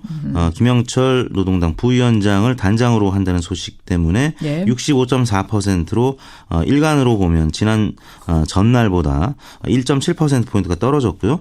그 다음 날인 금요일 날도 64.8%로 전일 대비 또 0.6%포인트 빠지면서 더 상승할 수 있었는데 김영철 방남 소식 때문에 상승폭이 크지는 않았습니다. 다음 주 정도에 나오는 게 어떻게 보면 더 종합판이라고 할 수 있겠네요. 네. 이 지지도가 어떻게 변했는지. 어떻게 지지 계층이나 지역별로는 어떻게 나타났습니까? 상승한 계층 거의 대부분 상승했지만 충청권, PK 서울, 호남, 50대를 비롯한 모든 연령층에서 올랐는데 그 주 후반에 김영철 방남 소식이 있은 다음에는 경기 인천하고 또 20대에서 하락하는 양상이 조금 더 컸습니다. 20대는 역시 이 남북 관계에 있어서는 30, 40대와는 좀 다르게 그래요. 보수적인 성향을 이번에도 나타냈고 지역별로는 경기 인천과 강원이 휴전선을 접경하고 있기 때문에 대체로 안보와 관련해서는 보수적인 성향을 나타내는데 강원은 지금 올림픽이 지금 한참 진행되고 있는 상황에서 조사가 됐기 때문에 강원은 그런 경향성이 안 나타나는데 경기 인천은 확실히 보수적인 성향을 나타냈습니다. 그렇군요. 정당 지지율 변화 있습니까? 민주당을 제외하고는 야사당이 모두 하락했는데요. 민주당은 지난주 대비 3.4%포인트 오른 49.3%를 기록했고요. 한국당은 1.5%포인트 하락한 19.3%, 바른미래당은 3.4%포인트 빠진 7.1%, 정의당이 0.4% 빠진 5.2%, 민평당이 0.4%포인트 빠진 3%를 기록했습니다. 주목할 만한 게 민주당은 3.4%포인트가 올랐고 똑같이 3.4%포인트가 빠진 곳이 바른미래당. 바른미래당 창당 효과가 벌써 떨어진 거예요? 어떻게 된 거예요? 그렇습니다. 창당 2주째인데 두 가지 요인이 있는 것 같습니다. 첫 번째는 점화 효과가 사라졌습니다. 프라이밍 이펙트라고 하는데 지금 지난주 금요일 날 발표된 갤럽 조사에서도 많이 빠졌고요. 그래요? 저희 조사에 빠졌는데 왜냐하면 국민의당과 바른정당이 합당한 이런 표현을 일제히 여론조사 기관들이 설명해서 빼기 시작했습니다. 이게 점화 효과라고 하는데요. 지금까지는 이게 무슨 당인지 설명하다가 이제는 그냥 독립적으로 바른미래당으로만 승부해야 되는 상황. 그렇습니다. 아직까지 바른미래당을 모르는 분들이 많다는 얘기고요. 두 번째는 주적 논란이 있었습니다. 안철수 전 대표와 박지원 의원 간에 주적은 문모 민주당이다 뭐 이런 표현 때문에 지금 법정 싸움까지 좀 하게 됐는데 아무튼 당명은 아직 안 알려져 있고 지금 정치인들 개인 이름만 보도가 많이 되면서 바른미래당의 지지율이 좀 빠진 것으로 나타났습니다. 어떻게 조사하셨습니까? 이번 조사는 2월 19일부터 23일까지 월요일부터 금요일까지 전국 19세 이상 유권자 43,225명에게 통화를 시도해서 최종 2,510명이 응답을 완료했습니다. 5.8% 응답률, 조사 방법은 동일했고요. 표본 오차는 95% 신뢰 수준에서 플러스 마이너스 2%포인트였고요. 자세한 내용은 중앙선거 여론조사심의위원회 홈페이지를 참고하시면 되겠습니다. 이승훈 선수가 어디이신지는 우리가 모릅니다만 청취자 노형만 님이 저 경기 광주이십니다. 그래서 경기도 광주시가 오성과 한음의 한음 후손들입니다. 그게 많지가 않습니다. 그래서 제가 궁금해요. 고생하셨어요. 네, 감사합니다. 이택수 대표였습니다.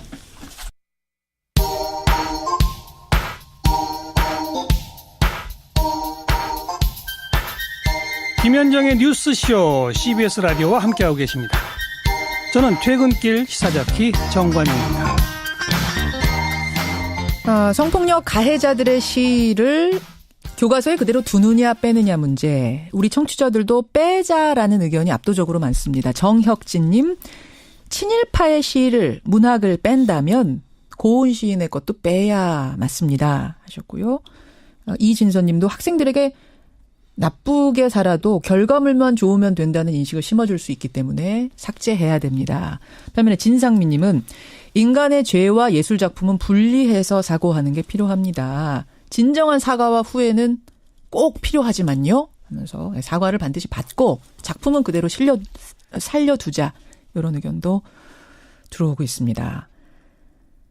김보름 선수와 관련된 논란은 지금도 많이 들어오네. 조경진님은 김보름 선수가 은메달은 땄지만 결과보다 과정이 우선이기 때문에 이분은 뭐 그런 생각이 드셨다. 김금택님. 김보름 선수가 은메달 따고도 기뻐하지 못하고 죄송하다 큰절하는 모습에서 안쓰러움이 있었습니다. 예, 어쨌든 진정으로 사과했지 않습니까? 하면서 정치인들도 본받았으면 좋겠다 이런 문자도 주셨습니다. 고맙습니다. 변상욱 기자 어서 오십시오. 고은 선생의 시는 그냥 놔둬도 된다고 생각합니다. 예, 저는. 여론하고 지금 다른 얘기 하시네요? 그 대신 가르칠 때, 그러나 이분은 여성을 갖다가 엄청 핍박하고 성추행해갖고 명예를 갖다 실추한 분이다라고 가르치면 되는 겁니다. 그러니까 작품을 남긴다는 거와 인성이 바르지 못해서 수양이 덜 되어서 결국은 자기가 쌓은 걸 한순간에 다 허물어 버릴 수도 있다는 걸 그런 예로 가르치자. 가르쳐주면 되는 거고요. 김보름 선수도 똑같습니다. 은메달을 딴 과정이라는 게 어떤 과정이겠습니까? 죽어라고 훈련하는 과정이 거기 들어있는 거죠. 그렇죠. 다만 이런 논란이 빙상경기연맹의 그 참 후진적인 그 폭압적인 어떤 또는 왜곡된 그 시스템 안에서의 과정이라고 하는 걸 분명히 드러내주면 되는 것이지 김보름 선수 하나를 놓고 너 그쪽 사람들하고 너무 친했지 이렇게 몰아갈 건 아닌 것 같습니다. 선수가 땀을 엄청나게 흔들렸으니까 은메달이 나왔겠죠. 은메달은 은메달에 박수 쳐주고 또 따질 건 따지고 그렇게 하자는 말씀. 개인적인 의견이었습니다. 변상욱 기자 생각이었습니다. 오늘 기자 수첩 뭐 가지고 오셨어요? 자유한국당 의원들이 주말 내내 추운데 고생했습니다. 파주 통일대교에서 천안함 폭침의 주범 북한 김영철의 방한 철회를 요구하면서 농성을 갖다 아주 거창하게 벌였습니다. 뭐 도로 위에 들어놓은 사람도 있다고. 장제원 대변인은 아예 도로 위에 들어놓은 장면 제가 봤어요. 추운데. 너무 나갔습니다.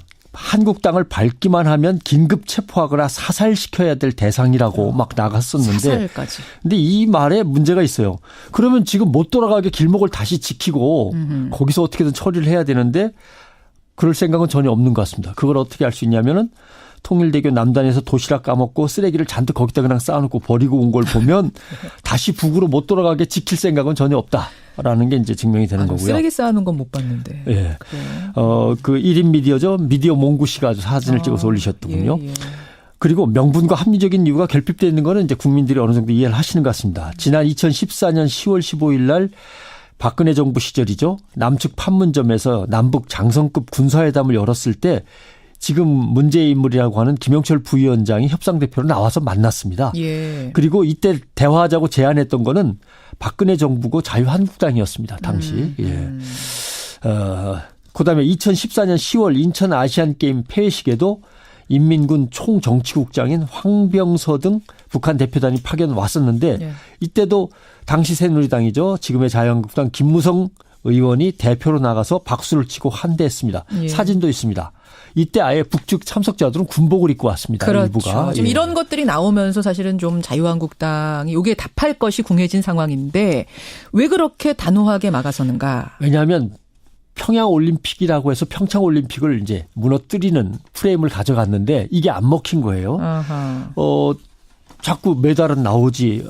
인간 승리의 훈훈한 이야기 나오지. 단일팀은 막 서로 처음에는 그랬는데 관계가 좋게 헤어지고. 그러니까 이거 평창올림픽을 평양올림픽으로 몰고 가는 건 안 됐고 그런데 문제는 북한이라는 정치적 소재가 본래는 새누리당 자유한국당한테 늘 유리한 소재였는데 이제는 오히려 여권한테도 유리한 소재로 바뀐단 말이죠. 그러니까 북한이라는 걸 들고 나오면 나올수록 자기 쪽이 유리한 쪽으로 계속 프레임을 가져가려는 거죠.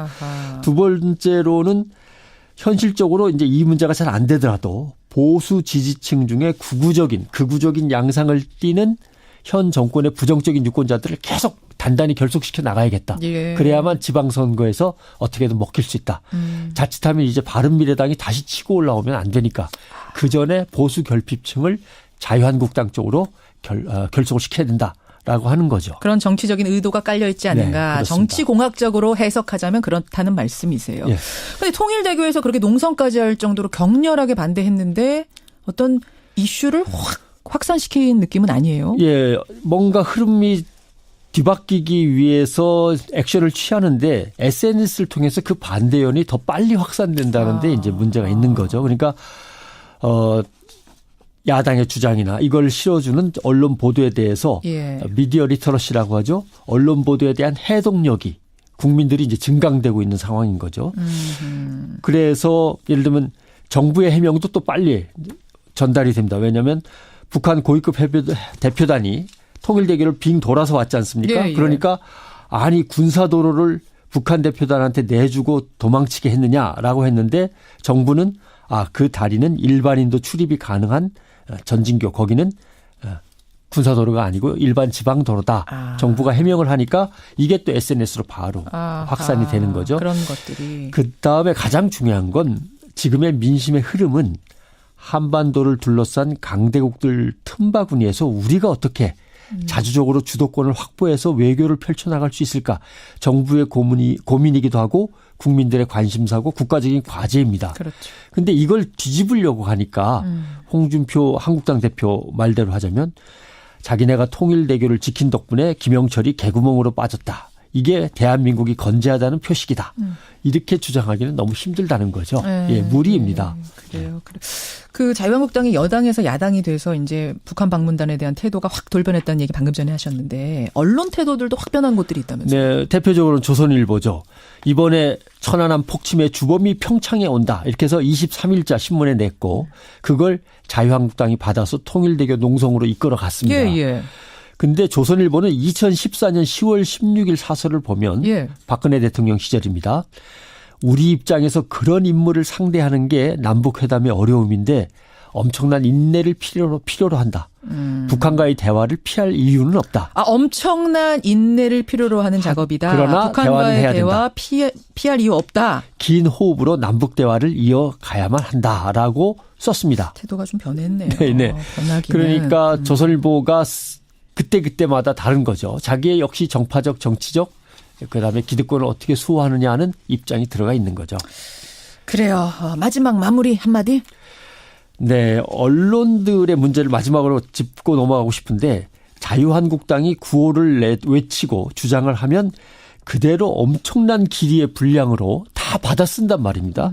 그러나 지금 말씀드린 대로 이건 정치적 가치가 얼마나 있는 발언인지 나름대로 프레임을 바꾸려는 속셈이 뒤에 깔려 있는 것인지 그 주장에 지금 비교해 드린 대로 몇 년 전 역사적 맥락과 과거 주장은 얼마나 달라졌는지를 다 살펴서 전체성을 보여줘야만 그게 객관적인 보도에 가까이 가는 건데 그때 달라지는 건 위험합니다. 그나저나 이택수 대표의 교과서에서 빼자는 의견과 변상욱 대기자의 교과서에 그냥 두자는 의견이 두 가지의 생각이 지금 청취자들 사이에서도 충돌하고 있거든요. 제가 끝나고 다 읽어보겠습니다. 변상욱 대기자 수고하셨어요. 고맙습니다.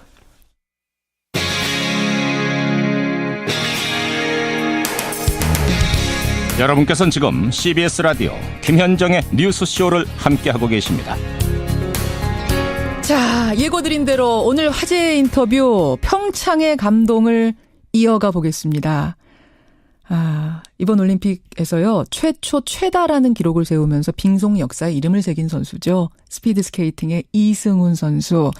매스 스타트의 초대 챔피언이자 이번에 금 하나, 은 하나 추가하면서 스피드 스케이팅 아시아 선수 중에 최다 메달 보유자가 됐습니다. 제가 막 떨리네요. 빙송 영웅 이승훈 선수 연결해보죠. 이승훈 선수 안녕하세요. 네, 안녕하세요. 축하합니다. 아유, 고맙습니다. 야, 목소리 이렇구나. 직접 들으니까. 자다가 일어나서. 푹 주무셨어요, 어젯밤은? 어제도 폐막식 다녀오고 좀 늦게 잠이 들어가지고 얼마 못 잤어요. 올림픽 다 마친 오늘 아침의 소감 어떠세요? 너무 홀가분하고 잠은 얼마 못 잤어도 좀 개운한 것 같아요. 매스 스타트 금메달 딴 뒤에 누구 얼굴이 제일 먼저 떠올랐습니까? 누구 얼굴이 떠오르진 않았어요, 사실. 너무 그냥 감격스럽고 벅찬 기분이 들었고, 너무 많은 과정이랑 너무 많은 분들이 생각났었죠. 스쳐 지나갔어요. 그 중에서도 딱 하나 꼽자면? 그걸 꼽을 수가 없을 것 같습니다. 아니, 아내분이 서운해하시겠는데요. 지난해에 결혼하셨잖아요, 이승훈 선수. 네, 맞습니다. 경기장에, 네네, 정말 너무 많은 분들이 떠올랐어요. 네. 경기장에 아내가 와 있었나요? 네, 매스 스타트 경기 때는 이제 가족들 모두 와 있었어요. 뭐라고 하던가요, 축하 인사를? 글쎄, 너무 떨려가지고 와이프도 제 아내도 너무 떨려서 그냥 박수 치면서 이렇게 봤대요. 근데 너무 멋있었고 잘했다고 집에서 보자고 그렇게 인사했어요. 아니, 경기 직후에 인터뷰에서 보니까 이승훈 선수가 아내한테 우리 이제 신혼여행 가자 그러시던데, 그러니까 신혼여행을 미루고 연습한 거잖아요. 네, 결혼식 작년 6월에 결혼식을 하고 훈련을 해야 돼가지고 같이 신혼여행을 못 갔어요. 아이고. 어디로 가고 싶으세요, 이제?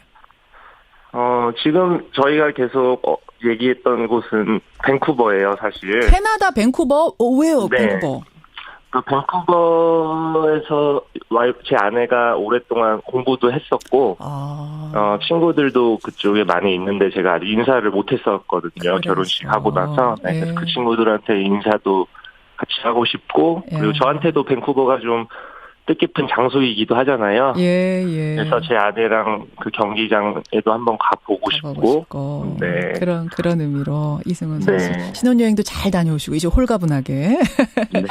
경기 얘기 좀 해보죠. 경기 얘기. 네. 이번에 매스스타트도 그렇고 팀추월도 그렇고 후배들하고 10살 차이 이상 나는 후배들하고 정말 멋진 그 팀워크를 보여줬어요. 네. 특히 이제 정재원 선수 같은 경우는 17살밖에 안 된 어린 나이인데 선두에서 쭉 레이스를 해주다가 뒤로 처지면서 해설자도 그러시더라고요. 그 선두로 선다는 것의 피로도 이거는 뭐 굉장한 거다. 이승훈 선수도 선두로 많이 이제 뭐 팀추월도 이끌어보고 하신 분으로서 그 피로도라는 게 어떤 겁니까?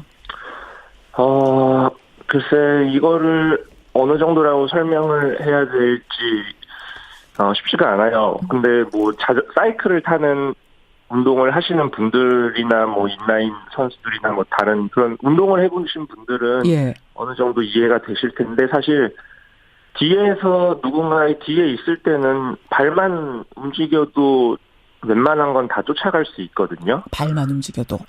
네, 발만 움직여도 쫓아갈 수 있을 정도로 데미지가 앞 선수의 한 3분의 1 정도 되는 것 같아요. 3분의 1 정도. 그러니까 그 선두라는 게 중요하고 팀 추월할 때 이승훈 선수가 앞에서 쭉 끌어줄 때 이 성적이 훅 나가는 그런 이유가 따로 있는 거네요.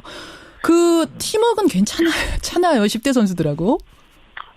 의외로 너무 괜찮은 것 같아요. 의외로 너무 괜찮은 건 뭐예요? 그러니까 저도 걱정을 많이 했어요. 처음에 이렇게 팀슈얼 팀이 이렇게 딱 짜여졌을 때는 너무 걱정이 많았어요. 어린 친구들이어서. 너무 어리니까 17세, 19세 막 이러잖아요. 네, 그렇죠. 그런데 후배들이 너무 말도 잘 듣고 의외로 너무 제가 더 재밌었어요. 후배들 때문에.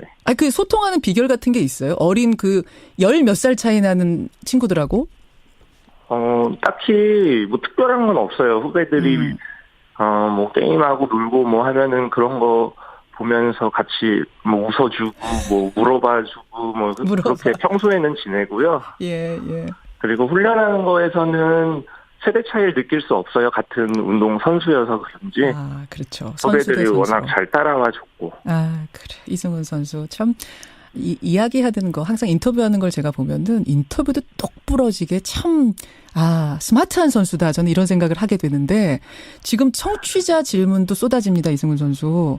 이런 질문 하나. 스피드 스케이팅은 체력 소모가 엄청난 운동이라고 들었는데 체격 조건이 좋은 북미 선수들한테 유리한 이런 종목에서 이승훈 선수는 평소에 체력 관리를 어떻게 하시냐? 이런 질문. 글쎄 우선 운동에 필요한 뭐 지구력이나 이런 체력 부분은 훈련을 최대한 저는 많이 하려고 해요. 얼마나 하세요? 하루에 얼마나 하셨어요? 마지막 부분에는. 뭐 한 7시간에서 8시간 정도는 하거든요. 하루에. 이게 여러분 그냥 들으면은 뭐 7시간 별거 아니 하실지 모르지만 그 속력으로 그 엄청난 체력 소모가 되는 것을 7시간, 8시간 계속 도는 겁니다. 그런 거죠. 그렇죠. 오히려 시합이 좋죠. 저는 시합 때가. 연습보다. 조금 뛰니까. 네. 그 정도. 그죠. 계속 뛰는 게. 그러면 체력 다 빠지잖아요. 진이 빠지잖아요. 그거 어떻게 보충하세요? 그렇죠. 그래서 그 훈련 시간 외에는 또 최대한 이제 휴식하는 거 신경 쓰고요. 정적인 거를 많이 하는 것 같아요. 어떤 것들? 예를 들면? 뭐 영화를 본다던가. 가만히 앉아서 최대한 휴식하고 잠도 최대한 많이 자려고 하고. 먹는 거 많이 신경 쓰고요. 그래요. 네, 그렇게 해서 훈련 시간 외에는 회복하는 거에 신경 써서 하고 또 훈련할 때는 훈련을 운동선수가 많이 해야 되거든요. 특히 장거리 선수들은. 그렇죠. 네, 그 경기력에도 나오고 하기 때문에 훈련 시간은 훈련을 많이 하고 휴식 시간엔 휴식을 최대한 많이 하려고 신경 쓰고 있어요. 네. 그 베이징 동계올림픽에도 참가하겠다고 이미 밝히셨어요, 이승우 선수. 근데 네. 그냥 참가에 의의 두는 거하고 메달 도전하고는 별개의 문제잖아요. 그렇죠. 예. 이미 동계 종목의 최다 메달 보유자는 된 상태고 만약 여러분 이승우 선수가 베이징에서 한 개를 뒀다면 동하계를 합쳐서 최다 메달 타이 기록을 세우는 게 됩니다. 그 정도 기록도 기대해 봄직합니까? 이 스피드 스케이팅 장거리 종목에서는 제가 베이징 갔을 때 정도의 나이에 전성기였던 선수들도 굉장히 많아요. 네, 그래서 충분히 메달 목표로 도전을 해도 가능할 것 같아요. 그래서 베이징 올림픽에서도 단 하나라도 메달을 목에 걸 수 있도록 준비하고 싶습니다. 지금 굉장히 신중하게 말씀하셨습니다만 힘이 들어있는 답이었어요. 기대해 보겠습니다. 그때까지 정말 체력 관리 잘하시고요. 이택수 대표의 질문인데 이거 시간이 좀 되니까 제가 어디이시세요? 네, 전주이시. 전주이시. 혹시 경기도 광주이시 아닌가 싶다 했는데 전주이시랍니다. 이승우 선수는. 끝으로 지금도 많은 분들이 응원 문자 보내주십니다. 국민들께 한 말씀 하시죠. 네, 밴쿠버 올림픽 이후로 지금까지 너무 많은 관심과 응원과 성원을 보내주셔서 정말 대단히 감사드리고 제가 스케이트를 벗는 날까지 정말 항상 끊임없이 노력하는 선수가 되도록 더 많은 노력하도록 하겠습니다. 앞으로도 많은 관심과 응원 부탁드립니다. 물론이죠. 너무 고맙습니다. 물론이죠. 그리고 후배들, 그 어린 후배들한테도 한마디 해주십시오. 이런 청취자 질문 있네요. 네, 그리고 우리 후배들에게는 너무 고마웠고 이번 평창 올림픽이 앞으로는 베이징 올림픽부터는 우리 후배들이 주인공이 될 거라고 확신하기 때문에 더 열심히 해줬으면 좋겠고 앞으로가 더 기대된다. 네, 선배로서도 우리 후배들의 앞으로가 더 기대된다. 이렇게 얘기해주고 싶습니다. 정말 고생하셨고요. 최강평강 청취자님의 멘트로 제가 끝인사 나누겠습니다. 인간 승리의 극한 훈련 고생하셨습니다. 이 인사 전하면서요. 다시 한번 축하드리고 푹 쉬세요 이제. 네. 신혼여행 잘 다녀오시고요. 네, 고맙습니다. 고맙습니다. 네. 스피드 스케이팅 이승훈 선수였습니다. 이제 평창 패럴림픽을 기다려야 합니다. 3월 9일에 개막이거든요. 그날을 기다리면서 저는 인사드립니다. 고맙습니다.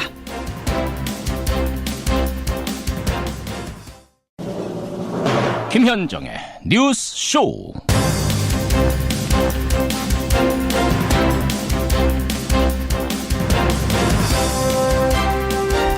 평창올림픽 모두 수고하셨습니다.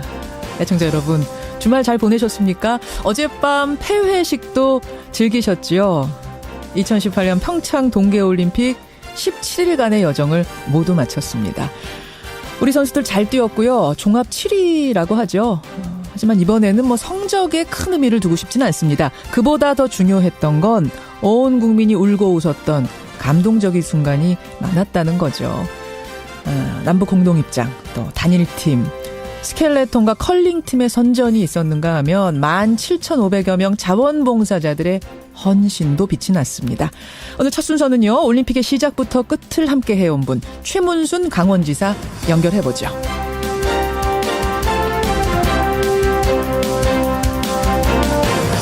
그런데요. 평창에 막이 내려지는 이 순간 서서히 막이 열리는 곳도 있습니다.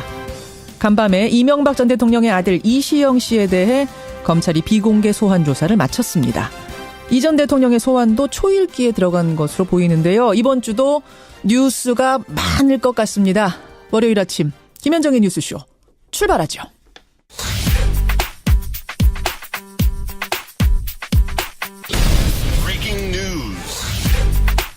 김현정의 뉴스쇼가 주목한 오늘의 포인트 김정훈 기자 나와 있습니다. 어서 오세요, 김 기자. 네. 월요일 아침 첫 포인트 뭡니까? 평창발 북미 대화 가능성입니다. 그러니까 평창올림픽 폐막식 참석차 내려온 북한 대표단이 네. 북미 대화 용의가 있다 이렇게 밝혔다고요? 네, 김영철 부위원장 일행은 어제 오후 폐막식 참석 전에 1시간 정도 문재인 대통령을 만났거든요. 예. 이 자리에서 문 대통령이 한반도 문제의 본질적인 해결을 위해서라도 북미 대화가 조속히 열려야 한다 이렇게 말하니까 충분한 용의가 있다 이렇게 답을 한 것이죠.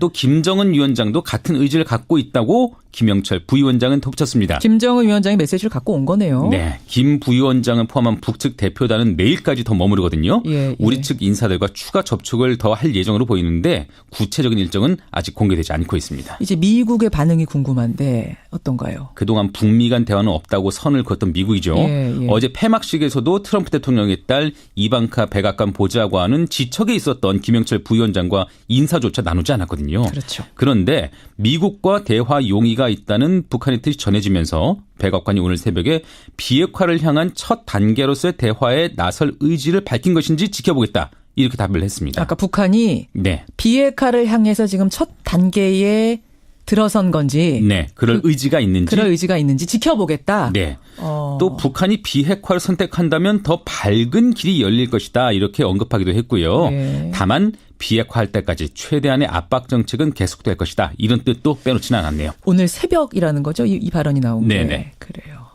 지켜보겠습니다. 평창올림픽. 이제 뭐 끝은 났지만 지금 이제 평화의 메시지를 어떻게 이어가느냐, 구현해 나가느냐 이게 중요한 것 같습니다. 다음 포인트 가죠. 네, MB 소환 예고한 시영 씨의 검찰 조사입니다. 예, 다스 실소유주 의혹. MB 소환을 사실은 올림픽 후로 밀어놓은 상태였는데 네. 어제 밤에 아들 이시영 씨부터 소환 조사를 했네요. 네. 올림픽 폐막날 아침에 소환됐고요. 오늘 새벽 2시까지 강도 높은 조사가 진행됐습니다. 예. 시영 씨는 이 전 대통령 재임 때인 2010년 다스에 입사해서 4년 만에 전무로 초고속 승진했죠. 그렇죠. 검찰은 서류상 다스 지분이 없는 시영 씨나 이 전 대통령 측이 어떻게 경영에 관여하고 이득을 취할 수가 있었는지를 집중 추구한 것을 알려졌습니다. 어떻게 4년 만에 초고속 승진을 했느냐. 네. 단순히 조카라서? 아니면 어떤 이유가 능력이 너무 뛰어나서? 이제 이 부분인 거죠. 그렇습니다. 아들 시영 씨에 대한 조사까지 마치면서 이제 남은 건 이명박 전 대통령에 대한 소환 조사 하나뿐입니다. 검찰은 그 시기와 방식 등을 구체적으로 검토하고 있습니다. 네, 오늘 신문들 제가 쭉 보니까 검찰이 구속영장을 청구하기로 했다라고 아예 이렇게 쓴 신문도 있더라고요. 아직 확인되지는 않고 있습니다. 마지막 포인트 가죠. 미투 파문 첫 장본인의 검찰 소환입니다. 예, 검찰 소환 소식이 오늘 많네요. 이번 대상자는 안태근 전 검사장인데요. 예. 2010년 한 장례식장에서 서지현 검사를 성추행한 의혹을 받고 있는데 그렇죠. 서 검사가 뒤늦게 이를 드러내면서 오늘 같은 미투 현상이 기폭제가 됐죠. 예. 검찰이 오늘 오전 안 전 검사장을 소환 조사합니다. 다만 성추행 혐의의 공소시효는 끝난 상태고요. 검찰은 사과를 요구한 서 검사에 대해 안 전 검사장이 인사 보복을 했다. 이런 혐의를 두고 조사를 벌일 예정입니다. 그러니까 성추행 혐의는 적용이 안 되는 거고 네. 인사 보복이 있었냐 없었냐 이것만 다투는 거군요. 그렇습니다. 예. 여러분 주말 사이에요. 미투 운동이 정말 본물 터지듯이 쏟아졌습니다. 유명한 사람들, 제가 뉴스를 다 따라가지 못할 정도로 많은 인물들이 거론이 됐기 때문에 오늘 2부에서 이걸 한번 정리해 보겠습니다. 주말 동안 상황 한번 정리해 보더니 신병호님, 네. 여자 컬링팀이 어제 은메달 딸 때보다도 일본 이겼을 때가 이분은 제일 행복했다 이러셨고 4091님도 역시 컬링의 영미 외치는 그 순간이 제일 기억에 남는다. 장정환님은 아쉽게도 여자 팀 추월팀 그 갈등이 제일 기억에 남는다 이런 분들. 5546님은 이승훈 선수 오랜 팬인데요. 매스 스타트에서 쭉 마지막 치고 나가는 그 스퍼트 순간 그 카리스마 정말 멋졌다. 이따 만납니다. 예, 5546님 이승훈 선수. 김성환 씨는 어떤 장면 떠오르세요? 네, 전 지금 다 말씀하셨으니까 저도 영미 이렇게 얘기하려고 그러다가 근데 식상해요 이제 그 답변. 그러게요. 너무 많이들 기억하셔서. 네, 사실은 하계올림픽은 관심이 많고 굉장히 감동적인 장면도 많이 나왔던 것 같은데 동계올림픽에서 이렇게 많은 장면들이 나올 줄 몰랐고 제가 스키를 잘 못하는데 한번 이번 기회에 스키를 한번 배워볼까 이런 생각도 들고요. 스케이트 보드도 한번 타볼까? 그런 욕심도 한번 부려보고 있습니다. 저는 에어리어를 한번 해볼까?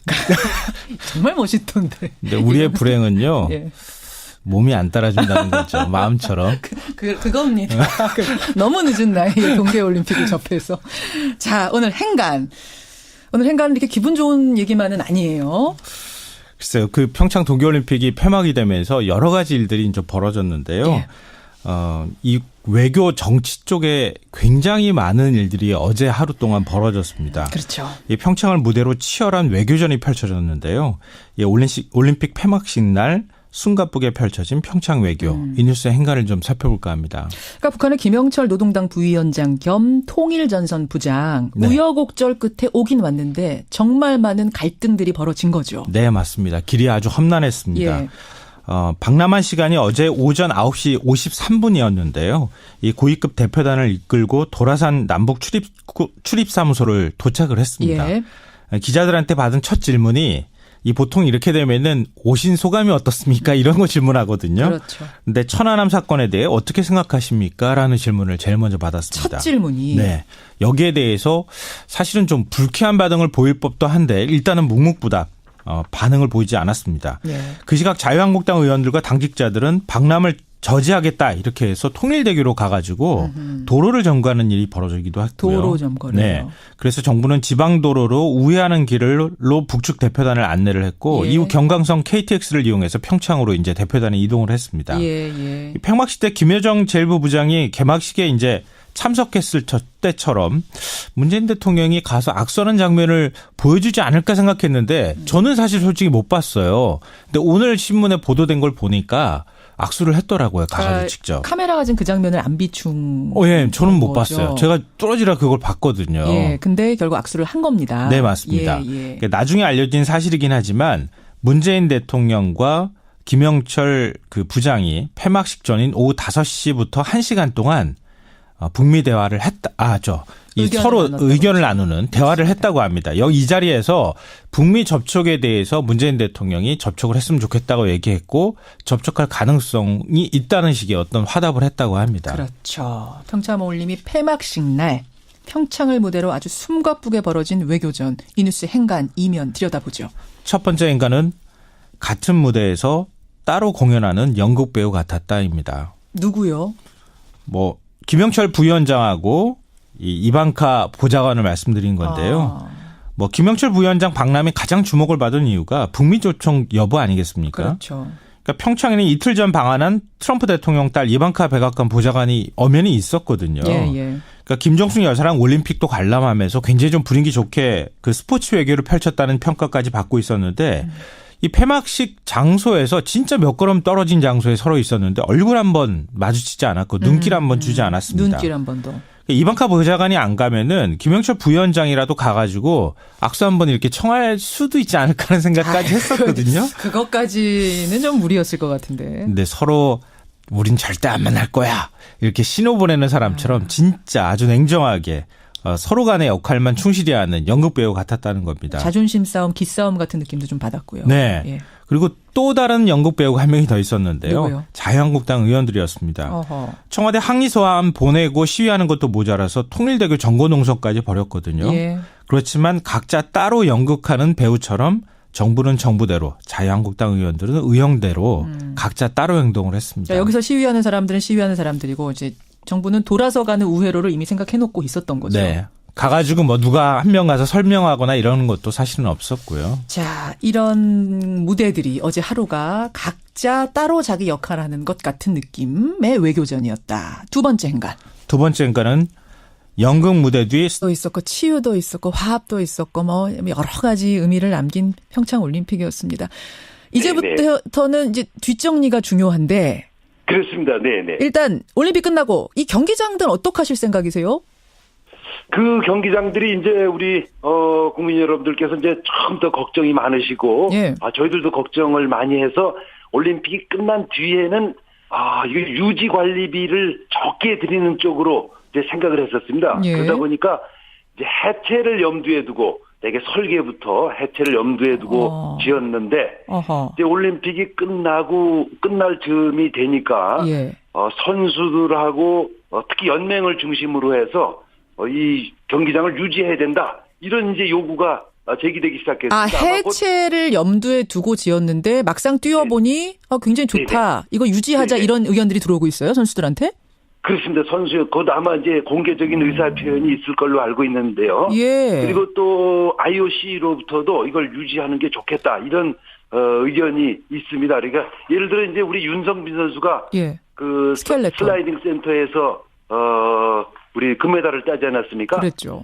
윤성빈 선수도 뭐 죽을 노력을 다 했지만 그 경기장이 있었기 때문에 금메달을 딸 수 있었다. 이제 이런 의견들이 이제 많이 제기되고 있는 거죠.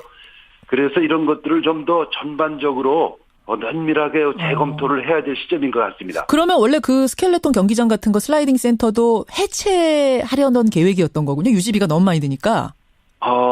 뭐 그렇게 너무 많이 드는 건 아닌데요. 예를 들어서 연 유지비가 16억 정도 듭니다. 그래서 저희들 아는 연맹에서 6억 정도를 어차피 뭐 해외에 전지훈련 다니고 이런 비용이 있습니다. 해외에 전지훈련 다니는 대신 국내에서 하는 비용을 내겠다. 그리고 정부에서 한 5억, 그리고 우리 도에서 한 5억 이렇게 해서 유지하자. 이런 안을 제기하고 있습니다. 알겠습니다. 그리고 또 하나는 이 경기장들 활용해서 동계 아시안 게임도 추진하겠다. 특히 북한과 공동 개최하는 방안을 언급하셨더라고요. 네네네. 이게 그냥 지사님 희망 수준입니까? 아니면 실제로 뭔가가 진행 중입니까? 제가 어제 북한의 김일국 체육상, 그 체육부 장관이죠. 지금 여기 와 있습니다. 어제 제가 만났는데요. 우선 제안을, 우선 구두로, 이런 안을 한번 들어보시라고, 얘기를 했고요.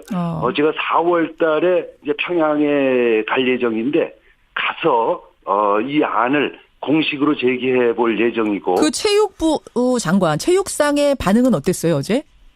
우선은 이제 뭐, 듣고, 알고 있다. 무슨 이게 보도가 되지 않았습니까? 알고 있다는 반응이었고요. 그다음에 그러나 이제 공식적인 답변을 금방 즉답을 할 수는 없죠. 없어서. 없지만 분위기라는 게 있잖아요. 알고 있다라고 말할 때 그 분위기는 어땠어요? 분위기는 그냥 뭐 지금으로선 덤덤한 분위기였습니다. 덤덤. 아직은 잘 모르겠네요. 이게 오케이 사인인지 아닌지는. 뭐 우리 국민 여론도 물론 들어봐야 될 테고. 그렇습니다. 내부 결정을 거쳐야 되고요. 또 국제 스포츠 관계자들도 얘기를 들어봐야 되는데, 제가 어제 바흐 위원장에도 이 얘기를 했고, 바흐 위원장은 뭐 본인도 알고 있다, 들었다, 누가 보고를 한 모양입니다. 그래서 본인도 적극 돕겠다. 다만 이게 이제 IOC 결정 사항이 아니고, IOC 밑에 아시아 스포츠 평의회라는 조직이 있는데요.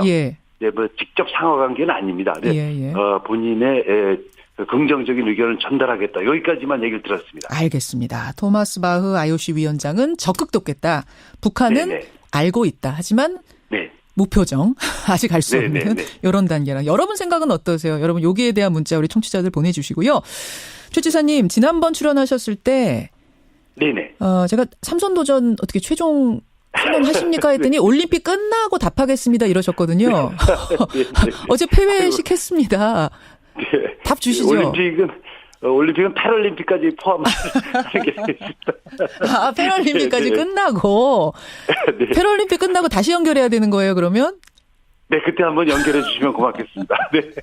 여기까지 말씀 듣겠습니다. 고맙습니다. 네, 감사드립니다. 고맙습니다. 고생 많으셨습니다. 최문순 강원지사였습니다.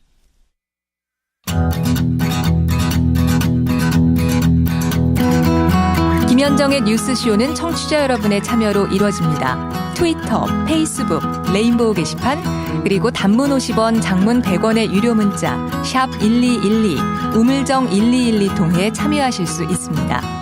김현정의 뉴스쇼, 여러분과 함께 만듭니다. 김성환의 행간 시사평론가 김성환 씨 나오셨습니다. 어서 오십시오. 네, 안녕하세요. 어떤 장면이 가장 기억에 남으십니까? 여쭙도록 하죠. 그리고 금메달리스트 이승훈 선수. 아까 평창 소식 전해주셨는데 이승훈 선수와 인터뷰도 준비해놓겠습니다. 김정우 기자 수고하셨습니다. 네. 서울올림픽 이후 30년 만에 안방에서 치러진 평창 동계올림픽. 북한의 참가와 남북 단일팀 성사 등이 관심을 끌면서 시작부터 흥행가도를 이어갔습니다. 개막식이 평화를 노래했다면 폐막식은 화합과 융합으로 채워졌습니다. 2주 동안 여러분 즐거우셨죠? 어떤 장면이 제일 기억에 남으세요? 오늘 2부 화제 인터뷰는 제가 말씀드린 것처럼 이승훈 선수도 만날 거니까요. 그때까지 제일 기억에 남는 장면 문자 보내주십시오. 문자를 받으면서 첫 순서 최문순 강원지사부터 연결을 해보겠습니다. 평창올림픽 유치가 확정되는 그 순간부터 해서 북한의 평창 참가를 이끌어낸 분이기도 하죠. 예, 여러 핵심적인 역할을 했습니다. 하고 싶은 말씀 많을 거예요. 만나겠습니다. 최문순 지사님 안녕하세요. 네, 안녕하십니까. 고맙습니다. 목소리가 제가 지금까지 만나본 중에 오늘 제일 밝으시네요. 그렇습니다. 어젯밤에 좀 푹 잤습니다. 고생 많으셨어요. 감사드립니다. 네, 네. 예, 폐막식까지 다 마친 오늘 아침에 소감 어떠세요? 네, 오늘 아침까지 우리 손님들이 다 무사히 아무 사고 없이 돌아가셨다는 얘기를 들었습니다. 네, 너무 감사드리고요. 예. 하여튼 저희들로서는 국민 여러분들 모두 저는 우리 한국 전쟁 이후에 한민족이 모두 한꺼번에 마음을 모은 대축제였다 이렇게 규정을 하고 있는데요. 정말 우리 한민족의 힘을 보여준 그런 대회였다고 생각하고 있습니다. 그 올림픽 유치가 확정되던 순간부터 어제까지 최 지사 개인적으로 가장 기억에 남는 순간을 하나 뽑으라면 어떤 거 꼽으시겠습니까? 아마 저뿐만 아니라 우리 국민들 다 같으실 텐데요. 어제 폐회식 때도 그랬고요. 예. 역시 남북 단일팀이 입장할 때 반응 함성이 제일 컸습니다. 저도 마찬가지로 남북 단일팀이 같이 이번 대회를 치른 것 가장 감격적이고 또 의미가 가장 큰 순간이었다고 생각하고 있습니다. 사실 이제 올림픽 전에 제일 논란이 됐던 게 이 여자 아이스하키 단일팀 문제 아닙니까? 네네, 그렇습니다. 네. 실제 경기를 시작하면서 그 논란은 정말 눈 녹듯이 사라졌어요. 네네네. 근데 다만 어제 폐회식에 북한 대표단으로 김영철 통일전선부장이 내려오면서 네네. 한국당의 반발이 여전히 거셉니다. 이 부분은 어떻게 생각하세요? 한국당의 반발도 그렇고 어제 이제 평창 입구에 시위대들도 왔었고요. 그다음에 폐회식이 끝난 뒤에도 이제 횡계 읍내에서 시위가 있었고 여전히 그랬습니다. 그렇군요. 다만 저희들은 이제 이게 올림픽 휴전 기간이니까 올림픽이라는 것이 모든 적대 세력들의 휴전을 위해서 만들어진 것이고 이런 정신을 좀 지켜줬으면 하는 그런 바람을 갖고 있습니다. 물론 야당으로서는 반대 의견을 표현할 수 있다고 생각하는데 그렇더라도 패럴림픽이 끝난 뒤에 집안 싸움은 우리끼리 하자. 이걸 좀 지켜주셨으면 하는 아직도 패럴림픽이 남아있으니까요. 간곡히 부탁드립니다. 불상사는 없었어요 어제 그래서? 충돌 같은 거? 평창에서? 그런 건 없었습니다. 다만 이제 급작스러운 시위가 이루어지다 보니까 그 시간에 이제 교통 통제가 이루어지고 그러다 보니까 교통 정체가 좀 체증이 있었습니다. 있었군요. 네네. 알겠습니다. 그래요. 북한 이야기. 어쨌든 단일팀 성사된 게 가장 개인적으로는 기억에 남는다. 우리 선수들 경기하는 거는 웃음도 주고 눈물도 주고 막 그랬는데 사실 여자 스피드스케이팅 팀 추월팀은 그 갈등이 좀 논란이었잖아요. 그렇습니다. 그 중에서 이제 김보름 선수가 굉장히 이제 우리 국민들에게 한때는 분노도 드리고 또 한때는 눈물도 주고 그랬는데 우리 김보름 선수가 우리 강원도청 소속입니다. 그래요? 그러면 그 갈등이 더 예사롭지 않게 보이셨겠네요. 김보름 선수 은메달 따고 나서 막 큰절하고 사과하고 눈물 흘리고 그러던데.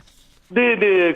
이제 갈등을 일으켰던 두 선수가 그 직전까지 전부 강원도청 소속이었던 선수들이고 한솥밥을 오래 먹었던 그런 선수들이어서 저희들로서는 좀 아주 가슴 아픈 어느 쪽이든 그런 일이었었는데 이제 마무리가 잘 되고 그 현장에 제가 특별히 응원을 갔었는데요. 모든 그 관람객들이 김보름 선수를 일제히 응원을 해주셨습니다. 그래서 저희들도 너무 저도 그 태극기를 놓고 큰절하는 순간에 눈물이 저뿐만이 아니고 많은 분들이 아마 눈물을 흘리셨습니다. 그런 지사님 우셨어요? 지사님도?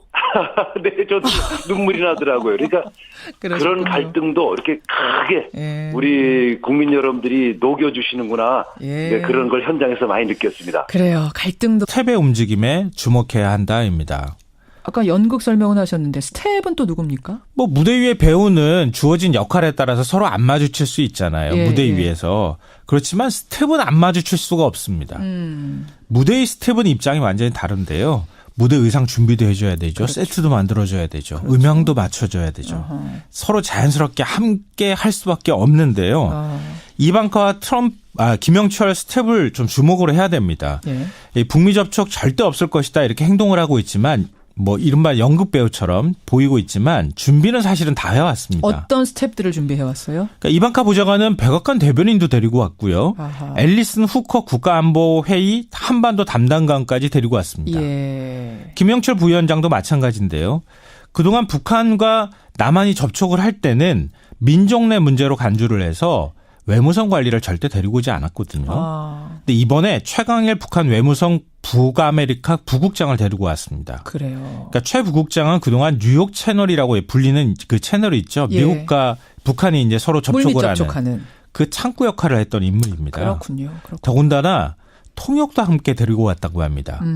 통역을 왜 데리고 옵니까? 문재인 대통령 만나는데 우리끼리 뭔가 한국말을 통역해야 될 일은 없을 거 아니겠어요? 아니 뭐 다른 외국 사절들하고도 영어 통역은 해야 되니까 그건 그럴 수 있긴 합니다만 어쨌든 영어 할 수 있는 통역도 데리고 왔다는 거. 네, 맞습니다. 결국 양쪽 모두 접촉 가능성을 두고 왔다 이렇게 보는 게 맞을 것 같은데요. 그러니까 지금 연극 배우 역할은 달라도 연출은 한 명이잖아요. 그렇죠. 연출은 문재인 대통령이 하고 있는 거나 다름이 없거든요. 그러니까 문재인 대통령이 어떻게 연출하느냐 여기에 따라서 무대의 스태프들의 움직임이 달라질 수도 있다는 겁니다. 마지막 행간 하나만 더 보죠. 마지막 세 번째 행간은 관객이 감동하는 데는 시간이 필요하다입니다. 그건 무슨 말씀이세요? 뭐 연극은 뭐 논리적으로 앞에서 배우들이 열심히 이제 연극할 수 있지만 관객이 감동하고 눈물을 흘리는 데까지 시간도 필요하고 그건 논리나 대화로만 되는 게 아니라 감성이 전달되어야 하잖아요. 감동이 있어야죠. 네, 맞습니다. 그러니까 김영철 박람회에 대해서 국내에서 반대하는 여론이 있잖아요. 이것도 아이스하키 단일팀 만들 때처럼 나중에 가가지고는 어떻게 될지 그들의 감동을 어떻게 이끌어내느냐에 따라서 결과는 달라질 수도 있고요. 북미 접촉 같은 경우에도 서로 불신하는 거잖아요. 지금. 그러니까 그 사람들이 가슴으로 움직이는 데까지는 시간이 필요하다는 건데요. 그러니까 마지막으로 제가 고 신영복 선생이 담론이라고 하는 책에서 했던 멘트 하나만 말씀드릴게요. 글 하나만. 우리가 일생 동안 하는 여행 중에서 가장 먼 여행은 머리에서 가슴까지 여행이다. 참 울림이 있습니다. 서로 마음을 열고 대화하는 그 순간까지 조율하는 건 또 우리의 큰 몫이고. 네, 맞습니다. 김성환 씨 수고하셨습니다. 네, 고맙습니다. 청취자 김주환님, 머리부터 가슴까지의 여행. 가장 빠른 여행길이 됐으면 좋겠습니다. 저도 동의합니다. 입으로 가죠.